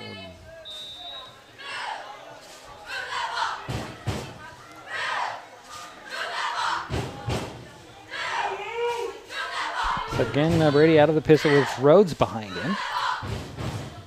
2 receivers on the near side. Back to pass goes Ryan. He'll throw for the end zone. Oh, just overthrew his intended target out there. Intended for Bennett Henry out there, and just overthrew him just a smidge. There's a little bit of traffic there, too. Yep. So it'll be 3rd and 10 with 10 seconds remaining. One more try, right? Yep. You got to get to the end zone here. Right, I mean, this ball's got to go. So, because then you're going to come in and kick a field goal if that doesn't work. Well, as long as you don't run out of time. Yeah. Got 10 seconds. So out of the gun will go Ryan Brady. Got 2 receivers on the near side, 1 on the far side. Bennett Henry at the end of the line on the near side. We'll switch to a pistol now. Rhodes behind Brady. Again, 10 seconds. 3rd and 10 from the 23. Back to pass. A little bit of a rush. He'll step up and he'll go down. That's going to do it. And that will pretty much do it for the ball game, folks, as the clock goes to 3. They're going to stop it. Nope, they're not. It's going to be the game. So the final score, River Ridge holds on and wins 14-0, beating the Shelton Highclimbers. Take a quick timeout, come back, and we'll wrap this thing up. Mason Web TV, powered by HCC. Vape companies have a history of targeting teens. Now that they've been caught red-handed marketing to minors in Washington state and forced to pay millions in a major lawsuit, when it comes to your health, choose what matters. Choose you. Brought to you by Mason County Public Health and Mason County Substance Abuse Prevention Coalition. If you're enjoying this broadcast, please give us a like on your favorite social media. Use the handle @MasonWebTV to find us on Facebook, X, YouTube, Twitch, and Blue Sky Social. Subscribe and follow Mason Web TV so you never miss anything. Also, thank our sponsors who are helping make this broadcast possible. They include Mason County PUD number 1 and Mason Health.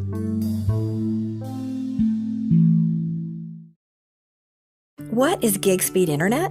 We could bore you with the technical details, or we could tell you that it's marathoning movies on your favorite streaming service with no interruptions, or having the grandkids over and not hearing a single complaint about your Wi-Fi. In other words, it's just what you needed. Switch to gig speed internet from Hood Canal Communications today and get $25 off your first 4 months. Visit hcc.net or call 360-898-2481. In life, things aren't scripted. If you're an athlete, we need people like you and translate those skills to officiating. You can get a lot out of it. It happens in every town, in every game. We never have a perfect game, but the rewards always outweigh the negativities.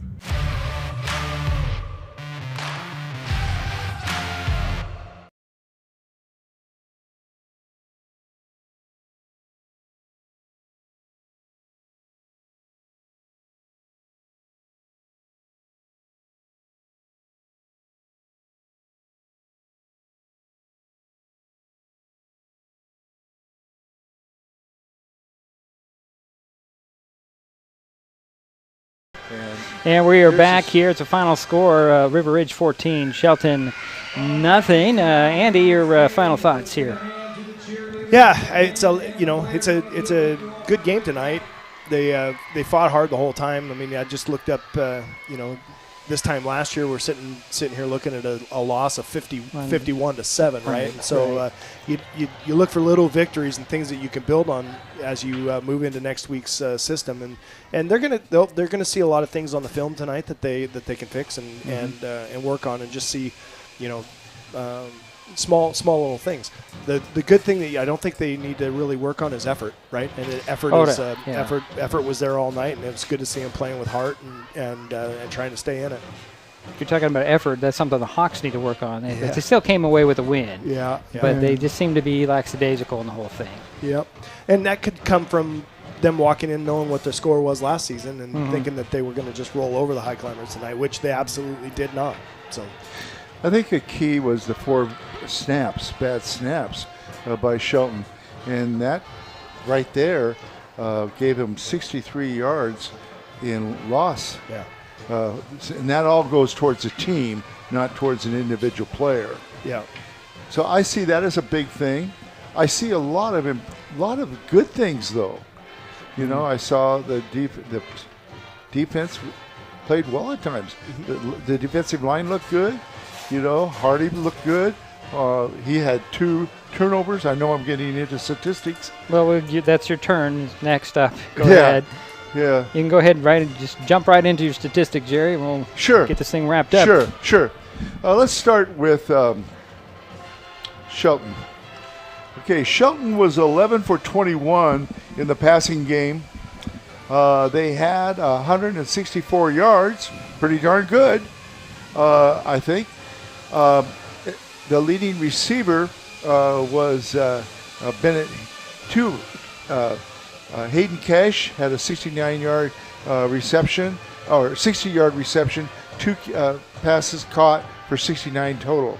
The second leading receiver was Bennett Henry. He had 5 catches for 37 yards. So you add up the 164 yards, that's good. Yep. Now, here's what hurt. The 4 snaps led to 63 yards loss. If you could take that away, they had 13 carries for 75 yards. And so they would have been pretty close statistically with River Ridge. But when you have to drop that 63 yards, then you're adding 164 yards passing and only 12 yards running, and that's 176 yards. They did get 11 first downs, 7 in the second half. And I thought they did well on the penalties. Yep. They only had 4 penalties for 30 yards, and we only had 1 turnover. Yep, overall pretty clean game for the Highclimbers. Yeah, it was. Now, for River Ridge, they had 11 first downs, 6 in the second half. They had they were 11 for 17 in the air, and if you add the 196 yards that they had in passing with the 93 yards that they had on the ground, they had a total of 289 compared to Shelton's 176. But actually, you could add more yards to Shelton's total. What kept Shelton in the ball game was a couple things. Their defense, I thought, was really good, and less penalties, and they had 2 turnovers, both by James Hardy. And also, I want to give credit to our kicking game. A.J. Weir had a 57-yard kickoff, which is darn good, and he had 2 really nice punts, 1 for 43 and 1 for 49. Andy, can you think of anything else that No, I mean, no, I think you did a great job with that. It's always nice to hear the numbers because you feel the flow and you feel what's going on, but to see the numbers, be able to analyze, it's really helpful. Yeah, it was close. It was close statistically if you take away those 4 bad snaps. Yeah. Yep. Well, next up for the Highclimbers, they have their home opener next Friday, and for some reason I didn't put down the opponent on this, but it's North Thurston. North Thurston, yeah. It's the 12th at Jack Stark Field, Highclimber Stadium. We'll be there. Yeah. We'll be there. For the Hawks, well, they're staying right here, but their opponent doesn't get any better. They got Kelso coming in next Friday, so And who do they play next Friday? Kelso. Oh, yeah. Oh, boy. So it doesn't get any easier for them. You guys have anything else? No, just thank you for being here, Andy. We sure appreciate your expertise. And Diedrich, you did a great job calling the game. Well, hand it off to we Caitlin here for the let's give some credit. Yeah. To Caitlin did a great job. Oh, yeah. And your friend. Seasoned pro out there, and she's in amongst the fans. So, she's not protected. So we're protected. Well, I guess that'll do it for us here at South Sound Stadium. My thanks to Jerry Apple, Andy Conklin, and Caitlin, good grief. It's been a long night. For their help with tonight's broadcast. Final score again, River Ridge 14. Shelton nothing. We'll talk to you next Friday. You've been watching high school football on Mason Web TV, powered by HCC. And I will get this done some way or another.